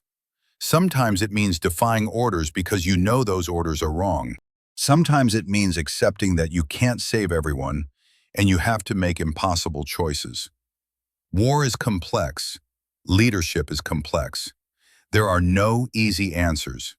But if you remember to put your people first, to use your judgment wisely, and to have the courage to stand by your decisions, you'll be the kind of officers the Corps needs. Emma looked at her students, seeing the same determination she'd seen in her own mirror years ago at Quantico. Now let's get to work. After class, Emma returned to her office to find a package waiting. No return address, but the postmark showed it came from somewhere in rural Pennsylvania. Inside was a hand-drawn picture, clearly done by a child. It showed stick figures, a woman in military uniform, several other soldiers, and a small boy. Above them, in careful block letters, Captain Reeves and the Marines Who Saved Me, by Tyler Cross. A letter was tucked beneath the drawing. Dear Captain Reeves, Tyler wanted me to send this to you. He draws pictures of that day constantly. His therapist says it's his way of processing the trauma. But I wanted you to know that when he draws it, he's not drawing the scary parts. He's drawing the rescue. He's drawing you. You saved my son's life. I know what his father did was unforgivable. Dylan is serving 20 years at Leavenworth, and I filed for divorce. But Tyler still loves his dad, and I'm trying to help him understand that people can do terrible things for understandable reasons, and that doesn't make them entirely evil. Tyler asks about you constantly. He calls you Captain Emma and tells anyone who will listen about the brave Lady Marine who fought the bad guys and brought him home. You're his hero. I thought you should know that. Sometimes when we do the right thing, we never see the full impact. But Captain, you gave me my son back. You gave him a future. Whatever they said about you violating orders, I don't care. You're a hero to me and to Tyler. If you're ever in Pennsylvania, please visit. Tyler would love to see you. With eternal gratitude, Sarah Cross. Emma pinned the drawing to her bulletin board next to her Bronze Star citation and the letter of reprimand that hung there in deliberate contrast, reminders of the complex reality of military leadership. Her phone buzzed, a text from Williams. Turning on the news, you're famous. Emma pulled up the news on her computer. Sure enough, there was a story. Marine captain's unauthorized rescue mission saves child and delivers critical intelligence. The report was mostly accurate, focusing on the rescue of Tyler Cross and the intelligence that had disrupted Taliban operations. The reporter concluded, Captain Reeves received both official reprimand and commendation for her actions, highlighting the complex ethical terrain military officers must navigate in combat zones. Her office phone rang. Hartley's voice. Have you seen the news? Just now.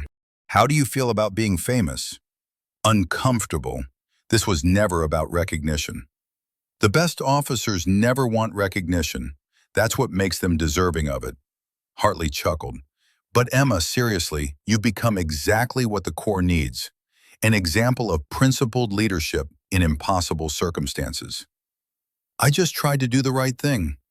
That's all any of us can do. Some of us just do it better than others. Hartley paused.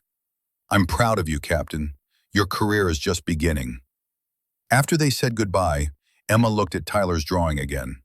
A child's simple representation of the day his life changed. The day he was saved by people who refused to abandon him. She thought about all the decisions that had led to that moment. The defied orders, the risks taken, the impossible choices made. And she knew, without doubt, that she'd do it all again.